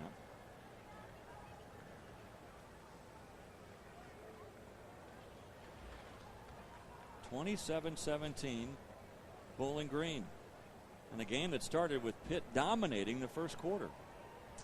Well, this is a proud tradition. This is a great football tradition. You look and you see 9 national titles. You see the Tony Dorsetts and the Mark Mays and the Dan Marinos, the great players that have played here, and the great facilities that Pitt has built. It's a tremendous athletic complex where they work out. And again, this is a setback and maybe a major setback, but you got to make out of it what it is. And as Jimmy Johnston used to tell Dave Wanstead and me and all the staff, you have to press on. We're coming up right after our game. Saturday afternoon college football continuing here on ESPNU HD. It's the Delaware Blue Hens taking on the Maryland Terrapins. ESPNU college football presented by Allstate at 3:45 Eastern. For more information, log on to ESPNU.com. 123 separating Bowling Green from their first victory of the year, and creating for the Panthers a sense their mission has to restart again next week against Buffalo. But for Bowling Green, I mean, with their non-conference schedule, Coach, taking on Minnesota at home next week, then at Boise State and at Wyoming, those 4 games in particular, that is a tough non-conference schedule. So to get one on the road at Pitt to start things off, hopes are really high now for Bowling Green. Well, it really is, and I will tell you now, Greg Brandon's going to celebrate this for a few minutes, and then he's going to worry about his football team, thinking they have all the answers. Now they've got to come back to ground zero and come back to earth and realize that there's some good football teams they've got to play. I promise you, you go to Boise, you better be ready to play. Clock winding down now is going to run it out. Now, if I'd have told you this, with Pitt's offense, the way they moved the ball in the first half, here's their offense in the second half. Punt, next possession, punt, next possession, turnover, next possession, turnover, next possession, turnover on downs, missed field goal, turnover. That's what happened in the second half for Pitt today. And there he is, Greg Brandon, the coach of Bowling Green, who comes in to shake hands with Dave Wanstead, who has to leave this field totally disappointed here today. Well, you give yourself no chance. Those second half statistics that you mentioned, you have no chance to win against a good football team or a bad football team. It doesn't matter. You're not going to win when you do those type things. 4 turnovers today, and Bowling Green with their 10th win over a BCS conference team, their first ever against the Pitt Panthers. And so for Bowling Green, they're able to wave the flag proudly as the Falcons come in here and stun Pittsburgh. I agree with you that it's not a stunning victory in terms of Bowling Green with 8 wins a year ago and Pitt coming off a 5-win season. But still, you come into Pitt's backyard, the number 25 team, and win. That's a big win for the Falcons. That is a huge win for Bowling Green. Just don't diminish that at all. Once again, our final score, Bowling Green 27, Pitt 17. For Larry Coker and our entire ESPNU crew, Dave Armstrong saying so long. Coming up next on ESPNU, it's SportsCenter U. For more information, log on to your home for the finest in college sports, ESPNU.com. The preceding has been an exclusive presentation of ESPN, the worldwide leader in sports.